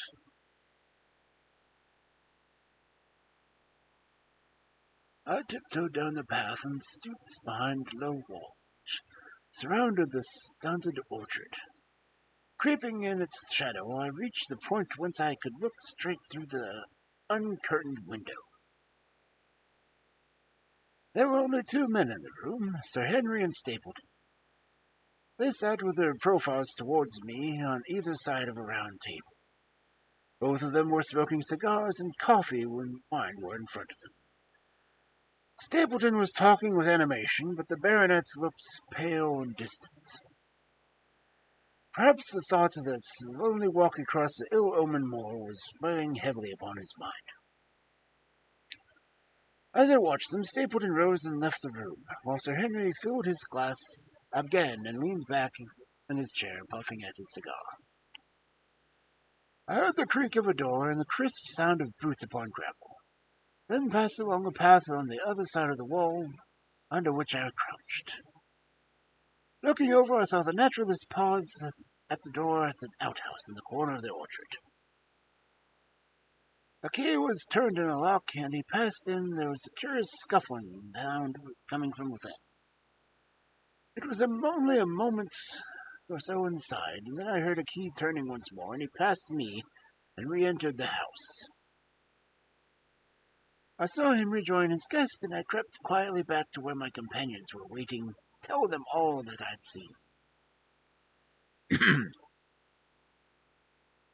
say, Watson, that the lady is not there? Holmes asked when I had finished my report. No.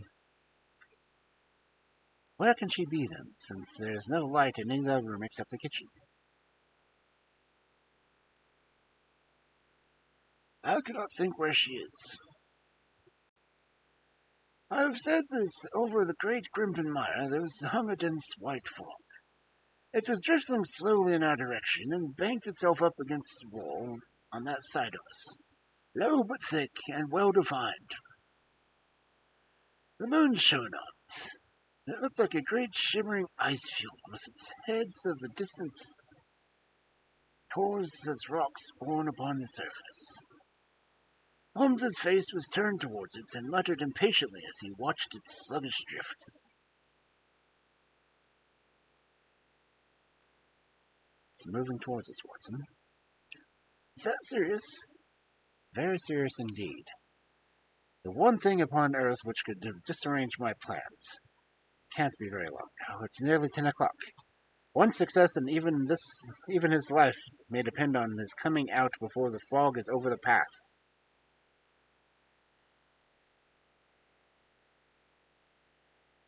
The night was clear and fine above us. The stars shone cold and bright, while a half-moon bathed the whole scene in a soft, uncertain light. Before us lay the dark bulk of the house, its serrated roof and bristling chimneys hard outlined against the silver-spangled sky. Broad bars of golden light from the lower windows stretched out across the orchard and the moor. One of them was suddenly shut off. The servants had left the kitchen. There only remained the lamp in the dining room, and the two men, the murder's host and the unconscious guest, still chatted over their cigars.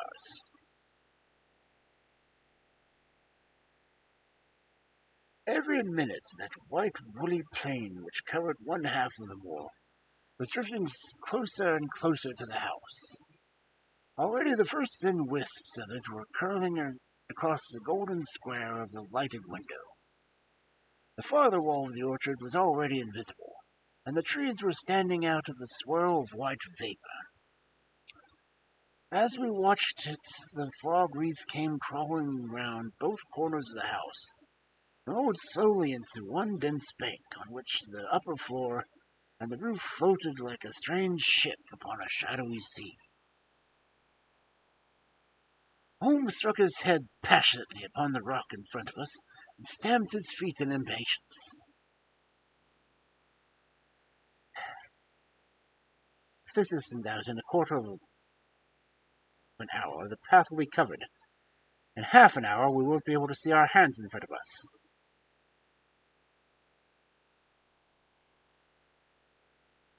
Shall we move further back upon the higher ground? Yes, I think it would be as well.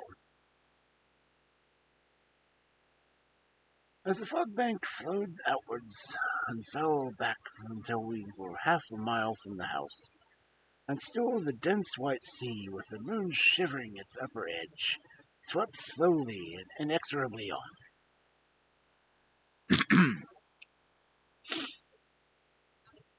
We're going too far, said Holmes. We dare not take a chance of his being overtaken before we can reach us. At all costs, we must hold our ground where we are. He dropped on his knees and clasped an ear to the ground.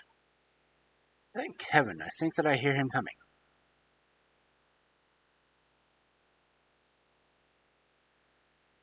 The sound of quick steps broke the silence at the moor. Crouching among the stones, we stared intently at the silver-tipped bank in front of us. The steps grew louder, and through the fog, as though a curtain, there stepped the man for whom we were waiting.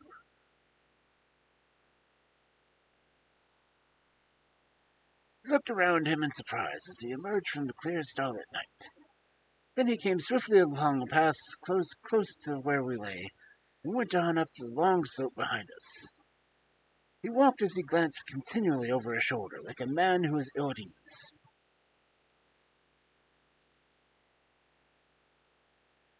"Hist!" cried Holmes, as I heard the large chip of a cocking pistol. "Look out! It's coming!"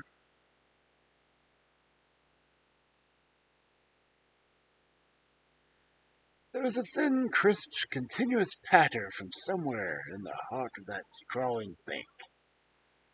The cloud was within 50 yards of where we lay, and we glared at it, all three, uncertain what horror was about to break from the heart of it. I was at Holmes's elbow, and I glanced at an instant at his face. It was pale with exultation, his eyes shining brightly in the moonlight. But suddenly they started forward with a rigid, fixed stare, and his lips parted in amazement. At the same instant, Lestrade gave a yell in terror as he threw himself downwards upon the ground. I sprang to my feet, an inert hand grasping at my pistol, my mind paralyzed by the shape which had sprung out upon us in the shadows of the fog. A hound it was, an enormous coal-black hound, but not such a hound as mortal eyes have ever seen. Fire burst from its open mouth. Its eyes glowed with a smoldering glare. Its muzzle and hackles were dewlap and were outlined with flickering flame. Never in delirious dream or a disoriented brain could anything more savage, more appalling, more hellish be conceived than that dark form and savage face which broke us upon that wall of fog.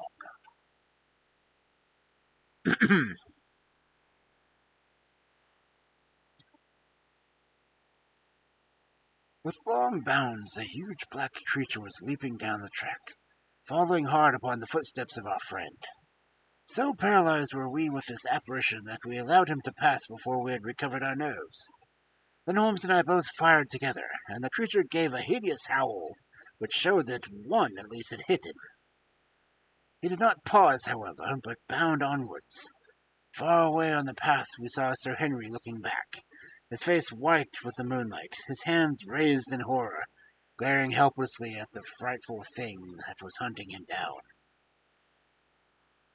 But that cry of pain from the hound had blown all of our fears to the winds. If he was vulnerable, he was mortal, and if we could wound him, we could kill him. Never have I seen a man run as Holmes ran that night. I'm reckoned fleet of foot, but he outpaced me as much as I outpaced the little professional. In front of us, as we flew up in the track, we heard scream after scream from Sir Henry, and the deep roar of the hound. I was just in time to see this beast spring upon its victim, hurl him to the ground, and worry at his throat. But the instant Holmes had emptied 5 barrels of his revolver into the creature's flank. With a last howl of agony and a vicious snap at the air, it rolled upon its back, 4 feet pawing furiously, and then fell limp upon its side.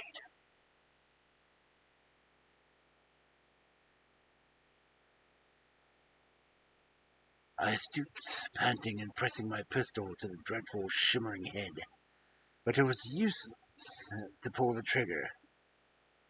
The giant hound was dead.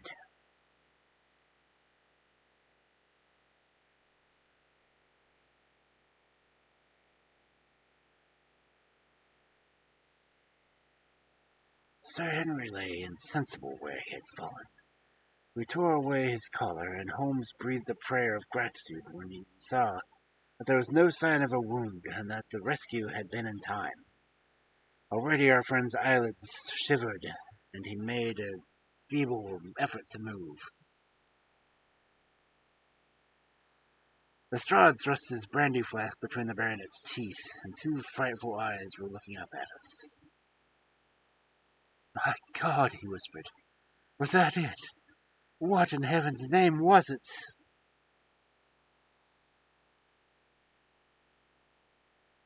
"It's dead, whatever it is," said Holmes. "We've laid the family ghost once and forever."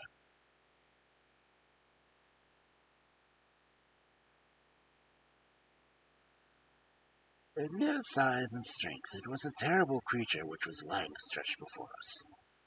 It was not a pure bloodhound size, and it was not pure mastiff, but it appeared to be a combination of the two. Gaunt, savage, and as large as a small lioness. Even now, in the stillness of death, the huge jaws seemed to be dripping with a bluish flame, and the small, deep-set, cruel eyes were ringed with fire.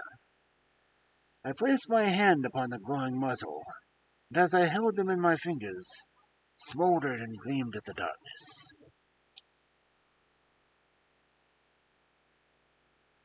"Phosphorus," I said.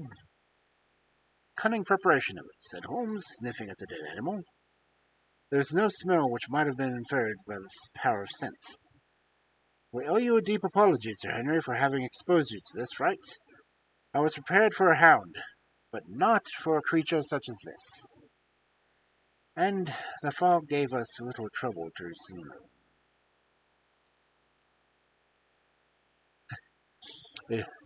You've saved my life. Having first endangered it. Are you strong enough to stand?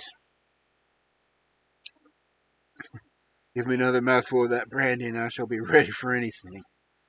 So, and now if you will help me up, what do you propose we do?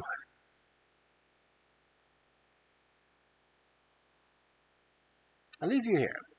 You're not fit for further adventures tonight. If you will wait one or another, one of us will go back with you to the hall. He tried to stagger to his feet, but he was still ghastly pale and trembling in every limb. We helped him to a rock, where he sat shivering with his face buried in his hands.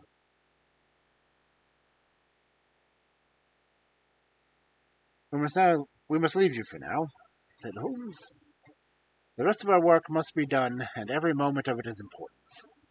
We have our case, and now we only want our man.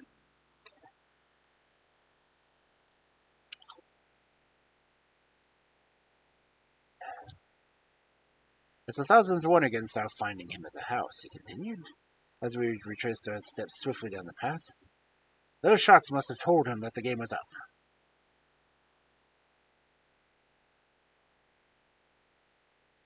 We were some distance off, and this fog may have deadened them. He followed the hound to call him off. Of that you may be certain. No, he's gone by this time. But we'll search the house and make sure. The front door was open, so we rushed in and hurried from room to room, to the amazement of a doddering old manservant who met us in the passage. There was no light save for the dining room, but Holmes caught up the lamp and left no corner of the house unexplored. No sign could we see of the man whom we were chasing. On the upper floor, however, one of the bedrooms was locked. There's someone inside, cried the sword. I can hear movement. Open this door!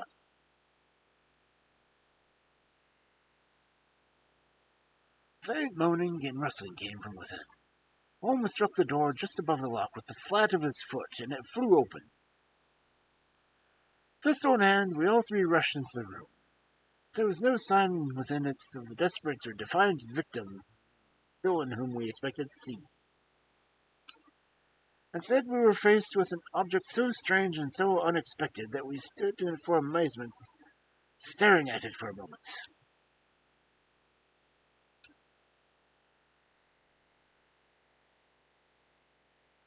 The room had been fashioned into a small museum, and the walls were lined with a number of glass-topped cases, full of that collection of butterflies and moths of formation of which had been resolution of the complex and dangerous man.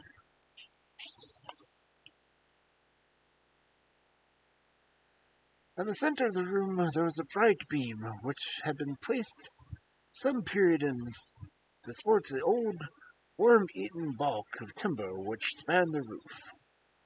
To this post a figure was tied, so swathed and muffled in the sheets which had been used to secure, and that one could not for the moment tell whether it was a man or a woman.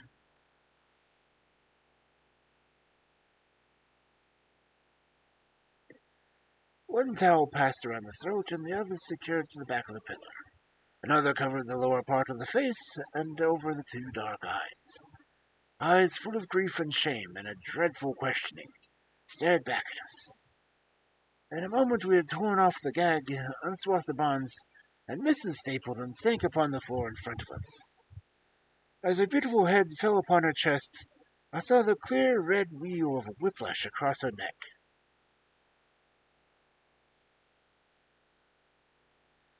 "The brute!" cried Sherlock Holmes.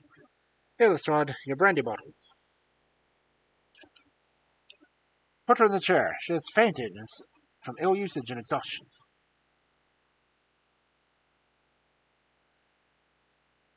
She opened her eyes again. Is he safe? She asked. Has he escaped? He cannot escape us, madam. No, I mean my husband's. Sir Henry, is he safe? Yes. And the hound? It is dead. She gave a long sigh of satisfaction. Thank God, thank God.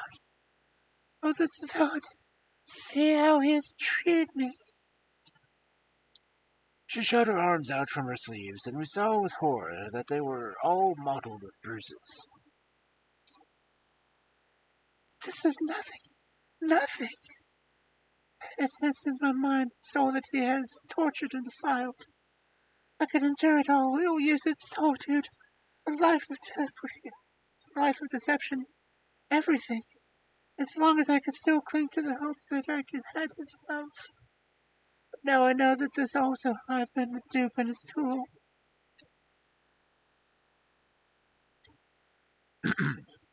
She broke into a passionate sobbing as she spoke.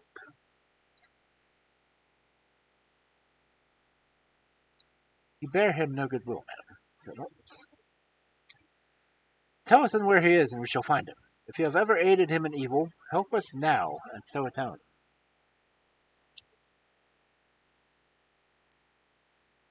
There's but one place he has ever fled, she answered.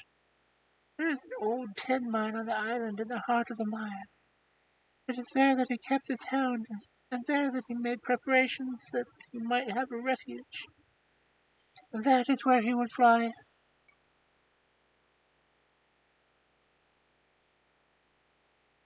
The fog bank lay like white wool against the window. Holmes held the lamp towards it.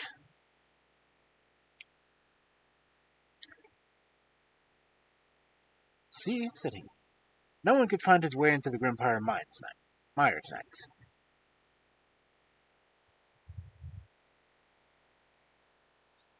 She laughed and clapped her hands. Her eyes and teeth gleamed with fierce merriment.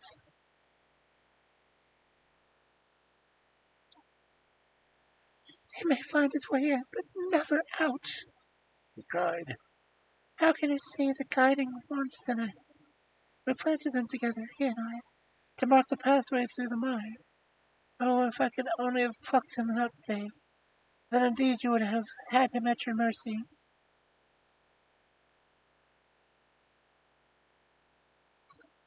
It was as evidence to us that our pursuit was vain until the fog had lifted.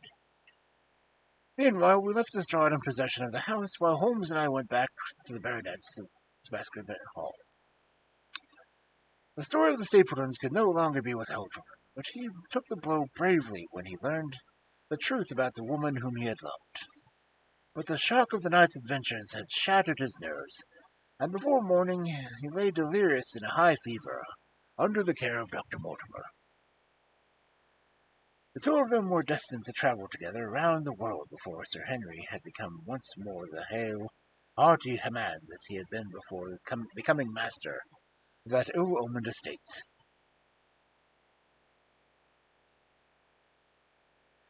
And now I come rapidly to the conclusion of this singular narrative, in which I have tried to make the reader share those dark fears and vague surmises which clouded our lives so long and ended in so tragic a manner. On the morning after the death of the Hound, the fog had lifted, and we were guided by Mrs. Stapleton to the point where they had found a pathway through the bog. It helped us to realize that the horror of this woman's life when we saw that the eagerness and joy in which she laid us to her husband's track.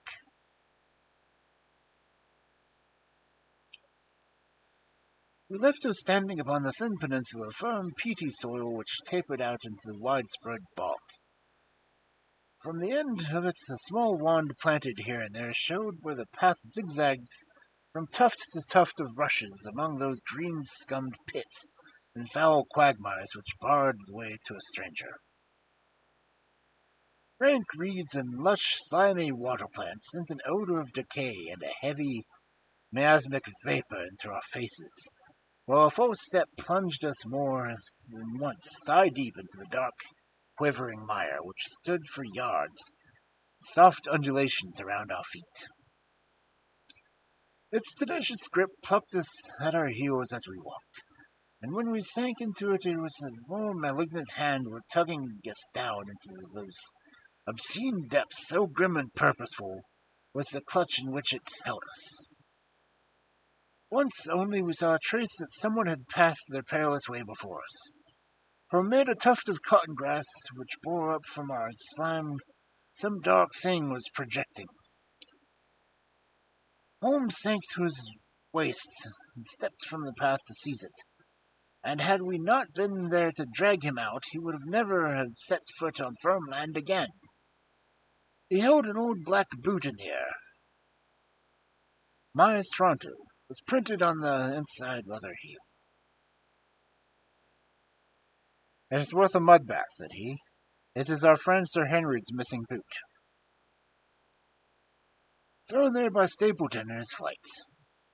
"Exactly. He retained it in his hand after using it to set the Hound upon his track. He held it when he knew the game was up, still clutching it, and he hurled it away at this point of his flight. We knew that at last he had come so far in safety. But more than we had ever destined to know, there's much which we might surmise. There was no chance of finding footsteps in the mire, for the rising mud oozed swiftly in upon them. But as we will last reach the firmer ground beyond the morass, we all looked eagerly for them, but not the slightest sign of them ever met our eyes. If the earth told a true story, then Stapleton never reached that island of refuge towards which he struggled through the fog upon that last night. Somewhere in the heart of the Dragonpin mire, down in the foul slime of the huge morass which had sucked him in, this cold and cruel-hearted man is forever buried." Many traces were found of him in the bog-girt island where he had his savage ally. A huge driving wheel and a shaft half filled with rubbish showed the position of an abandoned mine. Beside it were the crumbling remains of the cottages of the miners, driven away no doubt by the foul reek of the surrounding swamp. And one of these, a staple and chain of a quantity of gnawed bones, showed where the animal had been confined. A skeleton and a tangle of brown hair adhering to it lay among the debris. "A dog," said Holmes. "By Jove, a curly-haired spaniel. Poor Mortimer will never see his pet again." "Well, I do not know the place contains a secret which we have not already fathomed. He could hide his hound, but he could not hush his voice, and hence came those cries which even the daylight were not pleasant to hear. On an emergency he could keep the hound in the outhouse at Merripit, but it was always a risk, and it was only the supreme day, which he regarded the end of all efforts, that he dared to do it. This paste in the tin is to doubt the luminous mixture which the creature was dabbled. It was suggested, of course, by the story of the family hellhound, and by the desire to frighten old Sir Charles to death. No wonder the poor wretch of a convict ran and screamed even as our friend did, and as we ourselves might have done when we saw such a creature bounding through the darkness of the moor upon its back.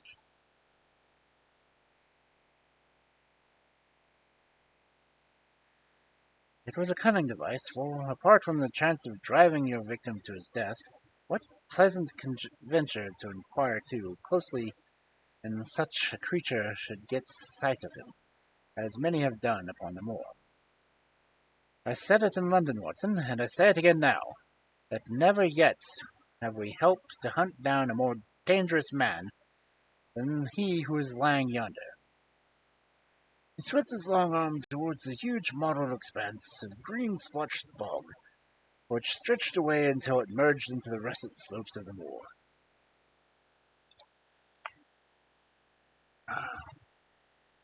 And I will wait until the ads are over before I continue. Oh,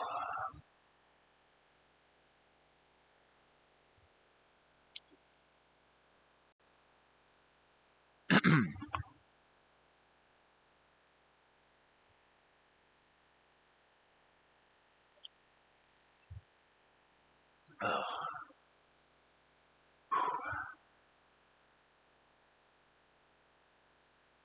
Kind of convenient that I've got the ad timer showing up on my chat screen.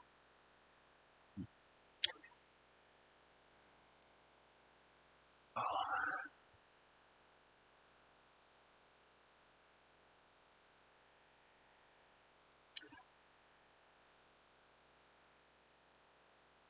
Let's see.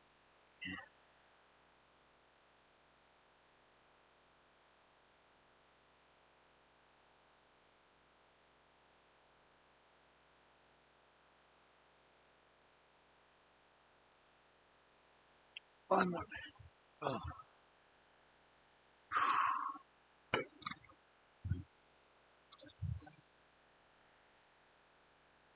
Excuse me.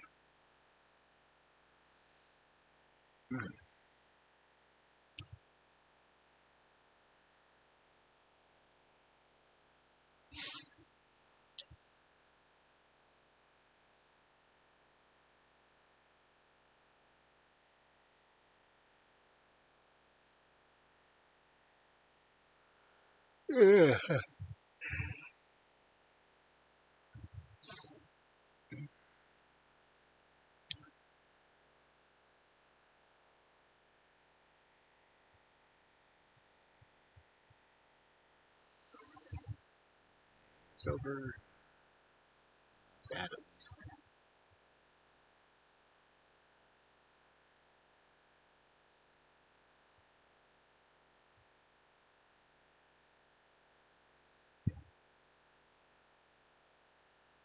Yay! Welcome back.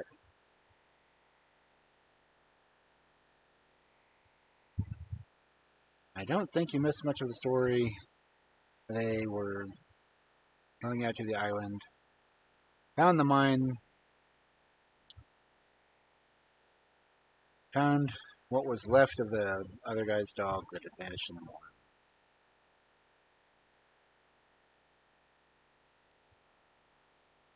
Did not find Stapleton, however,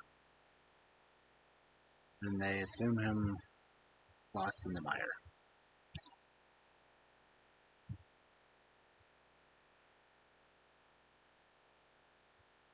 And I didn't want to start the next chapter until I was sure the ads were over. So, oh, because the next chapter is the last chapter.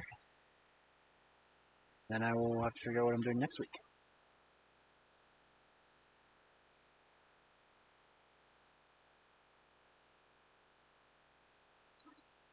Other than hearing really weird sound effects from another stream. Oh.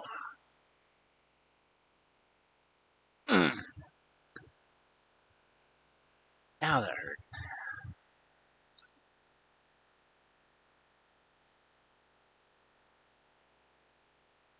But I guess it was a good stretch.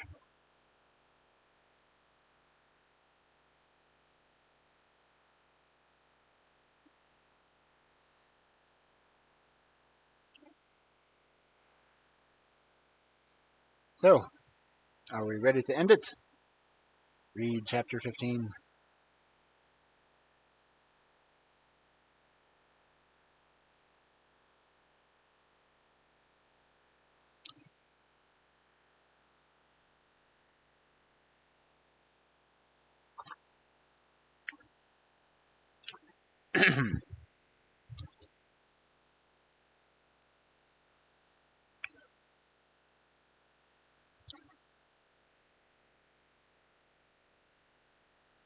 Yeah.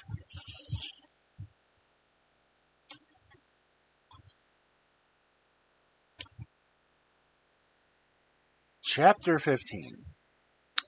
A retrospection.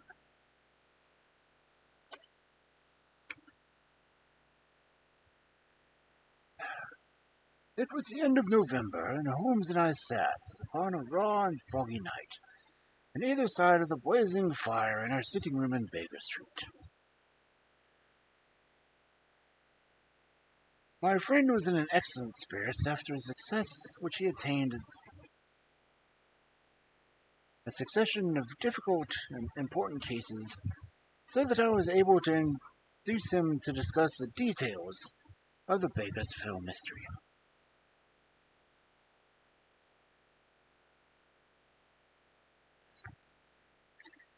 I'd wait impatiently for the opportunity, for I had been aware that he would never permit cases to overlap, and that his clear and logical mind would not be drawn from his present work to dwell upon memories of the past.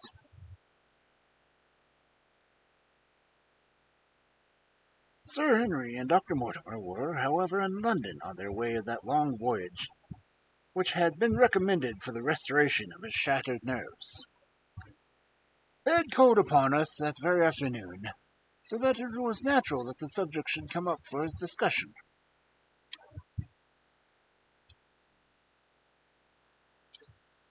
The whole course of events, said Holmes, from the point of view of a man who called himself Stapleton, was simple and direct, although to us, who had no means in the beginning of knowing the motives of his actions, and could only learn part of the facts, it had apparently exceedingly complex.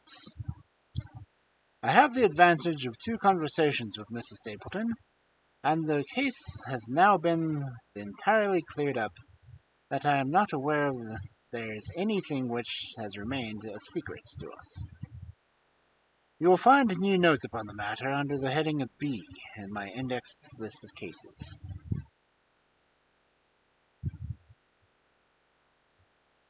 Perhaps you would kindly give me a sketch of the course of events from memory.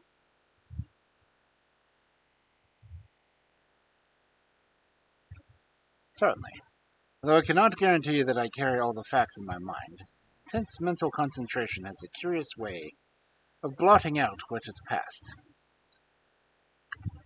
So far as the case of the Hound goes, however, I will give you the course of events as nearly as I can, and you will suggest anything which I may forget.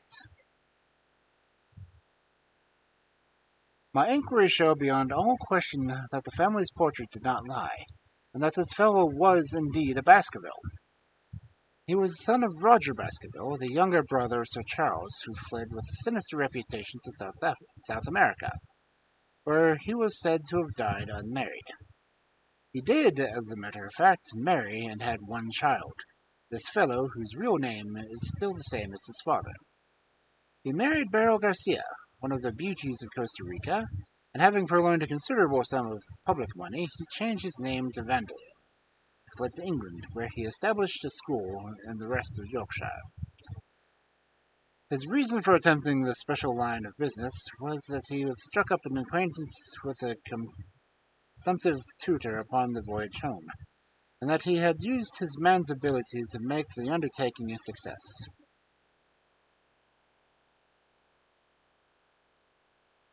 Fraser, the tutor, died, however, and the school had begun well sank from disrepute into infamy.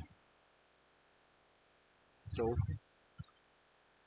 the Vandeleurs found it convenient to change the name to Stapleton, and he bought the remains of his fortune, his schemes for the future, and his taste for entomology to the south of England.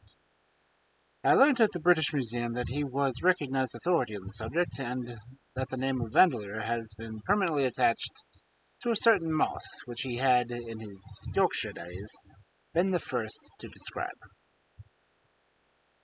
Now we come to that position in his life which has proved to be of such interest to us. The fellow had evidently made inquiry and found that only 2 lives intervened between him and the valuable estate. When he went to Devonshire, his plans were, I believe, exceedingly hazy, but that he meant mischief from the first is evident, from the way in which he took his wife with him in the character of his sister. The idea of using her as a decoy was clearly already in mind, though he may not have been certain that the details of his plot were to be arranged. He meant in the end to have the estate, and he was ready to use any tool and run any risk for that end. His first act was to establish himself as near to his ancestral home as he could, and his second was to cultivate a friendship with Sir Charles Baskerville, and with the neighbors.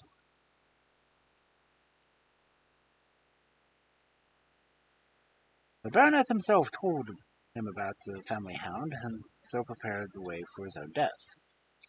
Stapleton, as I will continue to call him, knew that the old man's heart was weak, and that a shock would kill him.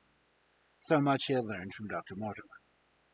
He had heard also that Sir Charles was superstitious and had taken the grim legend very seriously. His ingenious mind instantly suggested a way by which the baronet could be done to death, and yet it would be hardly possible to bring home the guilt to the real murderer.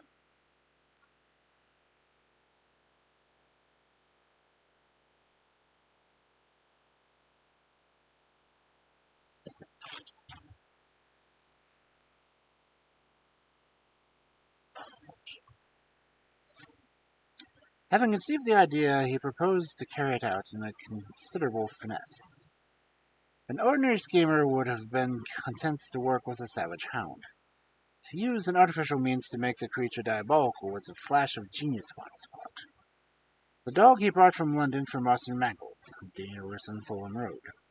It was the strongest and most savage in their possession. They brought it down by the North Devon line and walked a great distance over the moor as to get it home without exciting any remarks. He had already on his insect hunts learned a passionate of the Grippenmire, and so had found a safe hiding place for the creature. Here he kennelled it and waited his chance.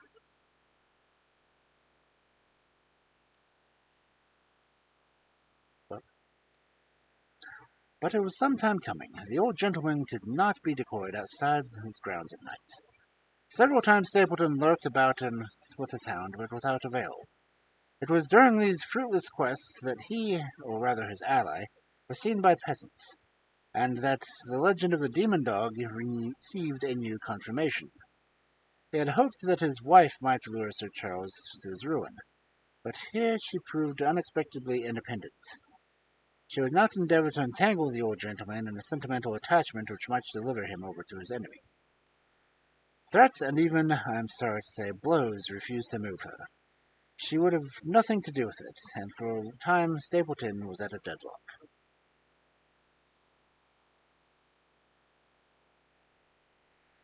They found a way out of the difficulties, though, by chance that Sir Charles, who had conceived a friendship for him, made him a minister of his charity in the case of the unfortunate woman, Mrs. Laura Lyons.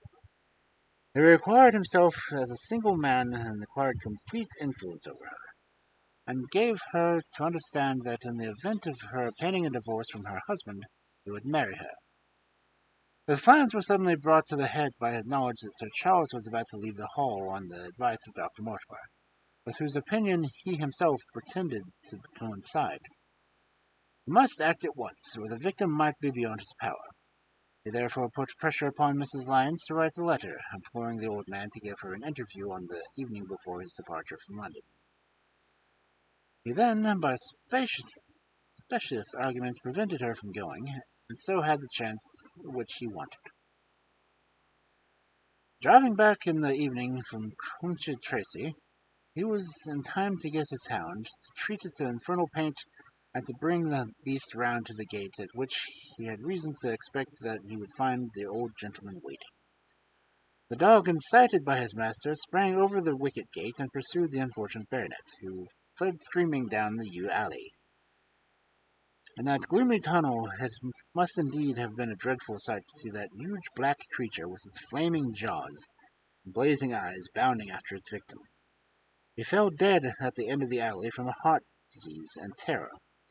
The hound had been kept upon the grassy border of the baronet ran on the path, so that no track of the man was visible. On seeing him lying still, the creature had promptly approached him and sniffed him, but finding him dead, he turned away again. It was then that it left the prints which actually observed by Dr. Mortimer.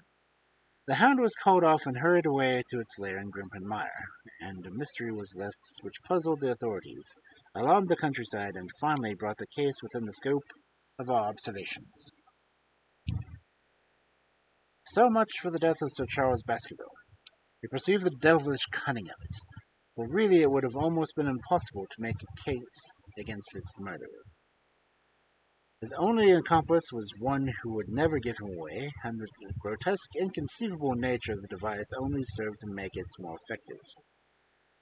Both of the women concerned in the case, Mrs. Stapleton and Mrs. Laura Lyons, were left with a strong suspicion against Stapleton.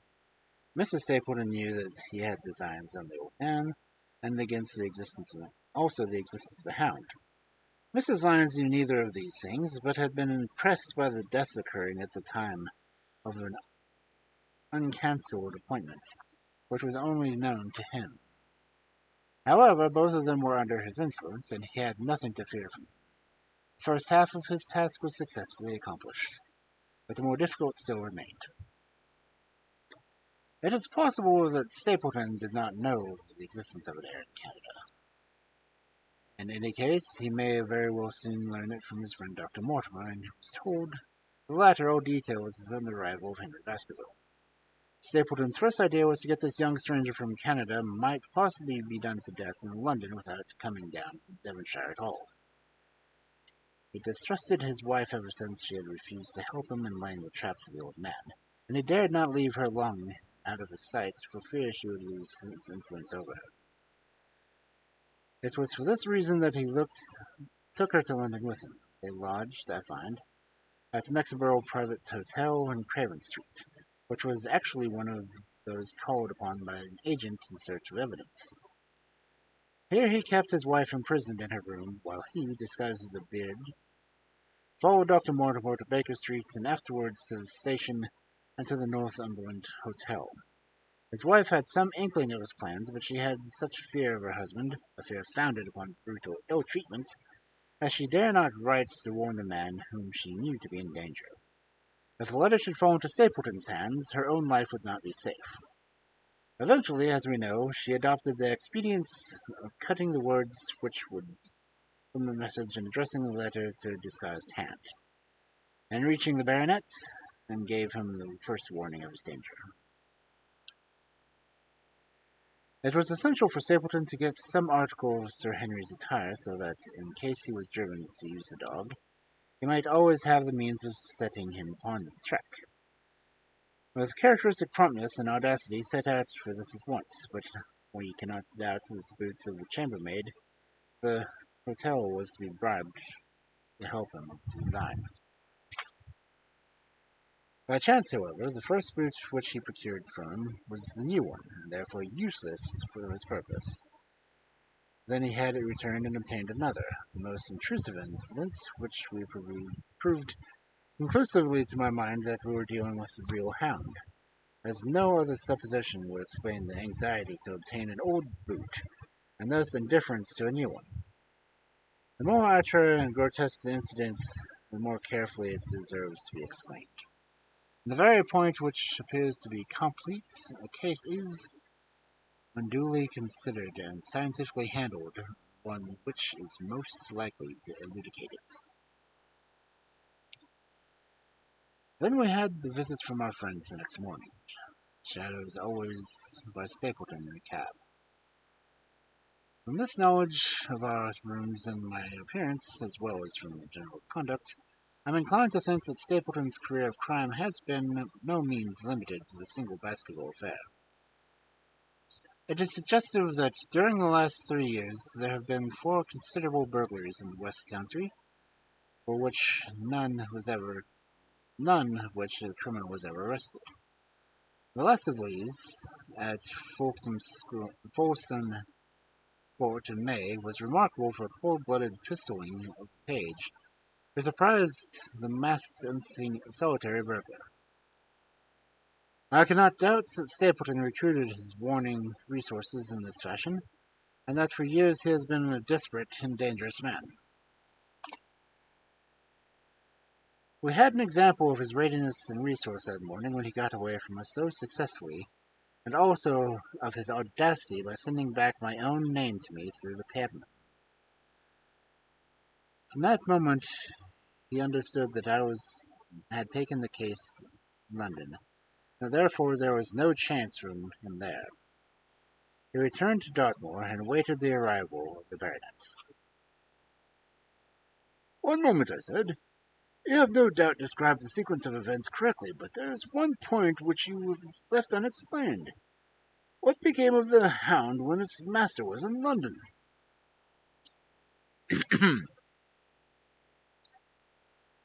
I have given some attention to this matter, and it is undoubtedly of importance. There can be no question that Stapleton had a confidant, though it is unlikely that he ever placed himself in his power by sharing all his plans with him.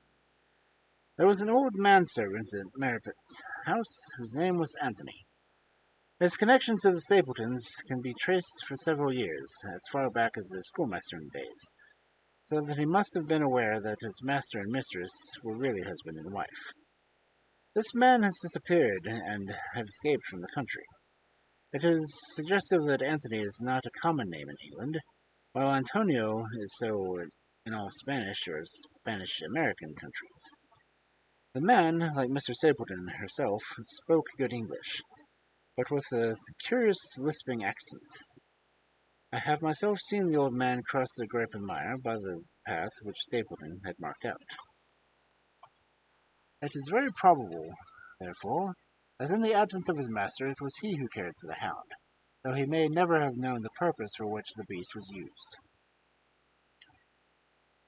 The Stapletons then went down to Devonshire, whither they soon followed by Sir Henry and you. One word now as to how I stood myself at the time.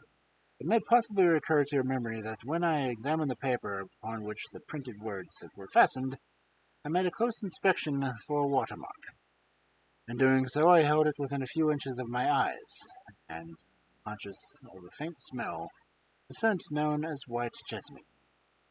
There are 75 perfumes, which is very necessary that a criminal expert should be able to distinguish from one another. And cases have been more than once, within my own experience, dependent upon a prompt recognition. The scent suggested the presence of a lady, and already my thoughts began to turn towards the Stapletons.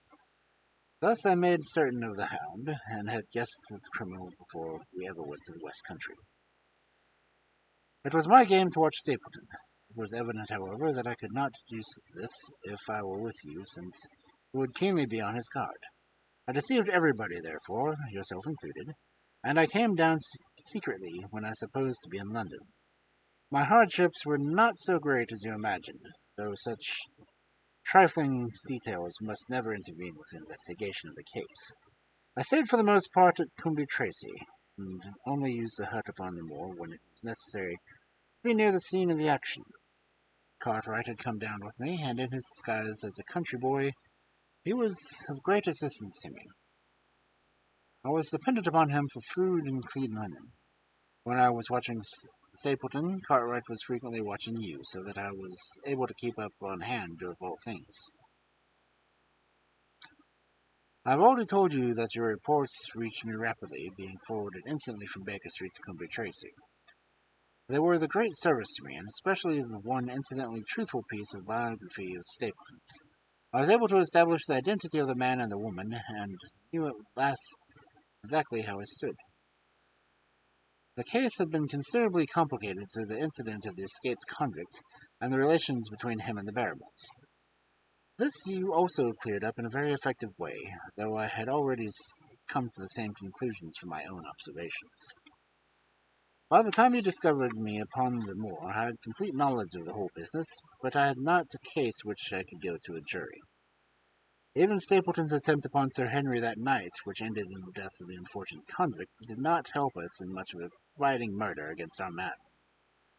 There seemed to be no alternative but to catch him red-handed, and to do so we had to use Sir Henry, alone and unprepared, unprotected, as a bait. We did so, and at the cost of a severe shock to our client, we succeeded in completing our case and driving Stapleton to his destruction. Sir Henry should have been exposed to this, and I confess, a reproach to my management of the case, but we had no means of foreseeing the terrible and particular spectacle which the beast presented. Nor could we predict the fog which enabled him to burst upon us at such a short notice. We succeeded in our object at a cost which both the specialist and Dr. Mortimer assure me will be a temporary one. A long journey may enable our friend to recover not only from his shattered nerves, but also from his wounded feelings. His love for a lady was deep and sincere, and to him the saddest part of all this black business was that he should have been deceived by her. It only remains to indicate that a part she played throughout. There can be no doubt that Stapleton exercised an influence over her, which may have been love or may have been fear, or possibly both. since they are by no means incompatible emotions. It was at least absolutely effective.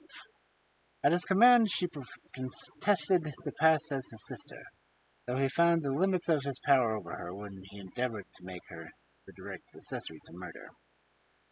She was ready to warn Sir Henry so far as she could without implicating her husband, and again she tried to do so. Stapleton himself seemed to have been capable of jealousy when he saw the baronet playing court to the lady. Even though it was part of his own plans, he still could not help interrupting with a passionate outburst that revealed the fiery soul for which his self-contained manner so cleverly concealed.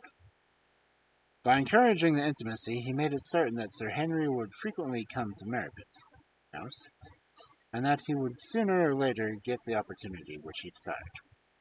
On the day of the crisis, however, his wife turned suddenly against him. She had learned something of the death of the convict, and she knew that the Hound was being kept in the outhouse on the evening Sir Henry was coming to dinner. She taxed her husband with his intended crime, and a furious scene followed, in which he showed her for the first time that she had a rival in his love. Her fidelity turned in an instant to a bitter hatred, and he saw that she would betray him. He tied her up, therefore, that she might have no chance of warning Sir Henry, and he hoped, no doubt, that when the whole countryside put down the baronet's death to the curse, his family, as they certainly would do, he would win his wife back to accept an accomplished fact and to keep silent that he knew. I fancy that I, in any case, have made a miscalculation, and that if we had not been there, the doom would have nonetheless have been sealed. A woman of Spanish blood does not condone such an injury so lightly. And now, my dear Watson, without referring to my notes, I cannot give you a more detailed account of this curious case. I do not know that anything essential has been left unexplained.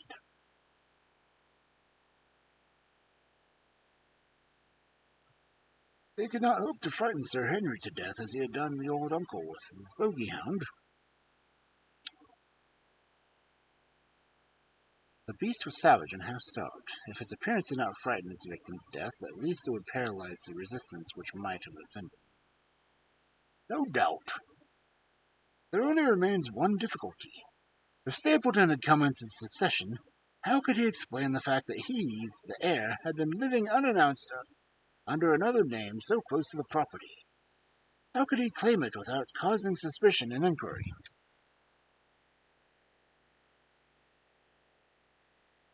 It is a formidable difficulty, and I fear that you ask too much when you expect me to solve it. The past and the present are within the field of my inquiry, but what a man may do in the future is a hard question to answer.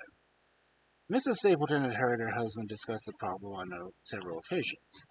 There were three possible courses. He might claim the property from South America, establish his identity before the British authorities there, and so obtain the fortune, without ever coming to England at all.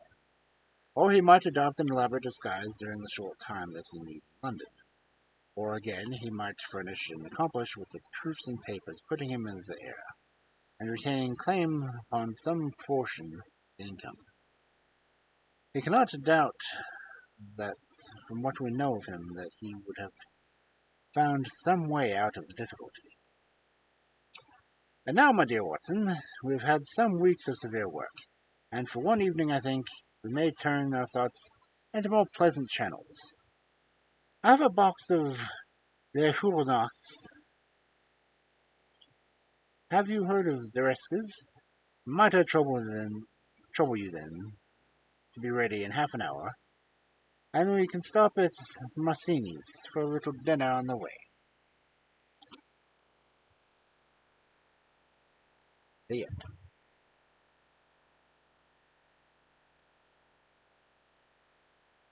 Okay.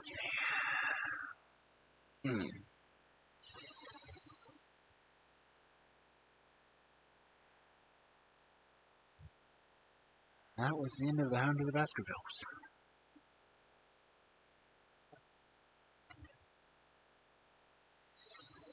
And the end of the stream for tonight.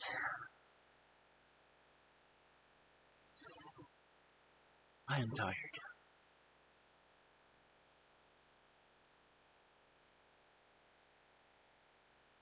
Thank you for coming in, Soul, and thank you, Kayla, for coming in.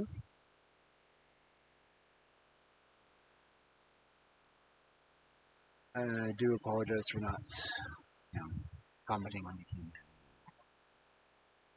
I do save all the readings and post them individually as part of my YouTube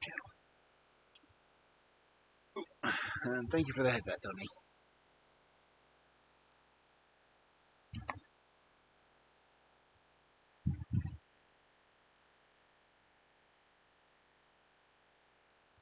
Oh, ouch.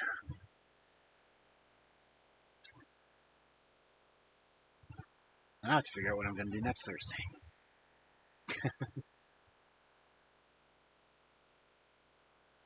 I mean, I have by no means run out of Sherlock Holmes stories yet. But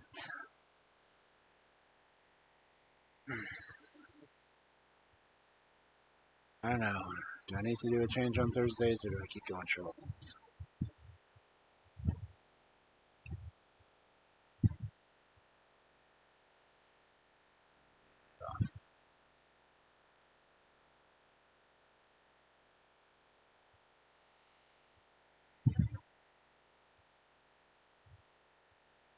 Yes, also I need to figure out who I'm going to raid.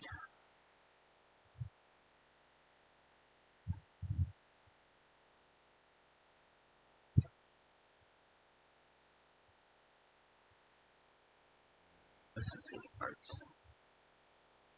I'm going to like art after.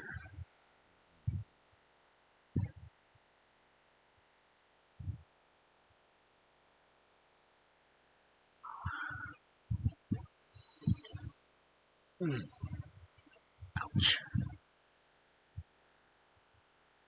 So, Red Dusk. I'm seeing the other readers that I know on right now, so. Oh no, Falco's on. Not sure how far along she is though. She's reading. Starting a new book. I'm trying to just center you.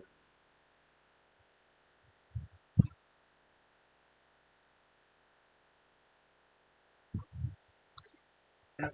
Trying to center the earth, but she's been at it an hour and a half. And right now she's holding a guinea pig. So, I don't know.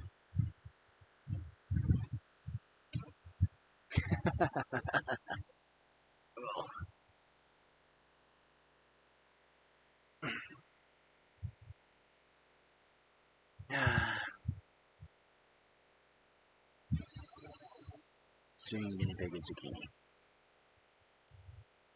Nothing on a red dusk. Okay. Well,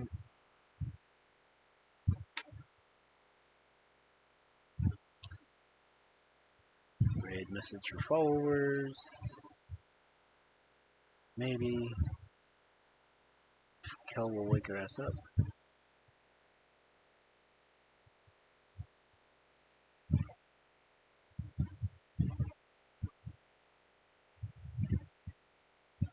Pretty bad when I bought falling asleep.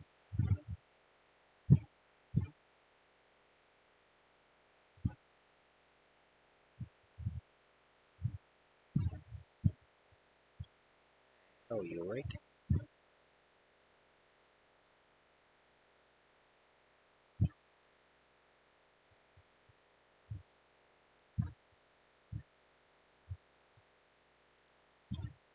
Guess not.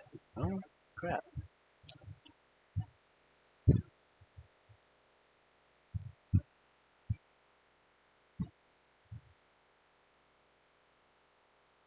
Subscribe button either.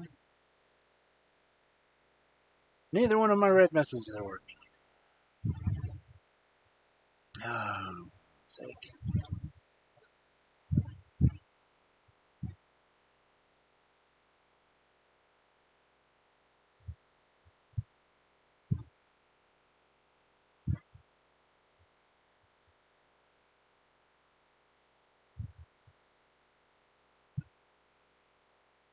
I'll just make mine.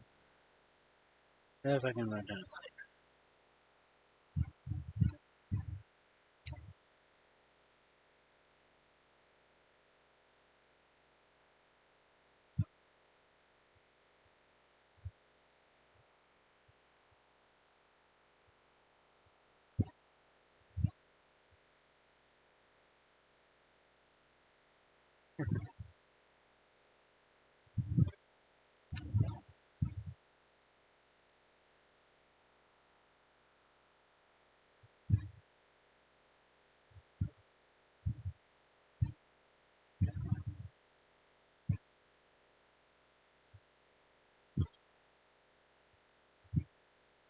You can do those. Just for the hell of it.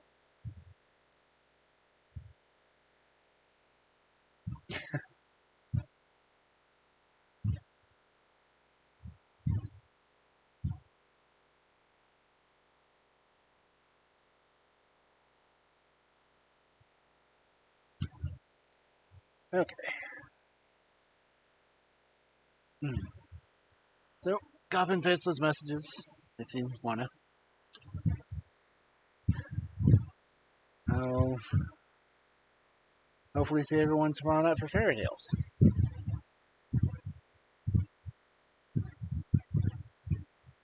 Until then, have a good evening, good afternoon, good morning, whichever time zone you may be in, because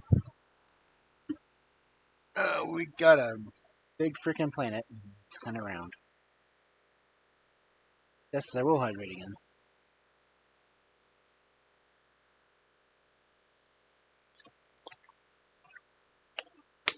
Oh, I've been having to do a lot of stretching today because, it's pain. Yeah. It's over dust screen. Like, closing screen with a wonderful dust artwork. Well, see everyone over there. Free to copy and paste those messages. Oh shit, Rockruff, damn it.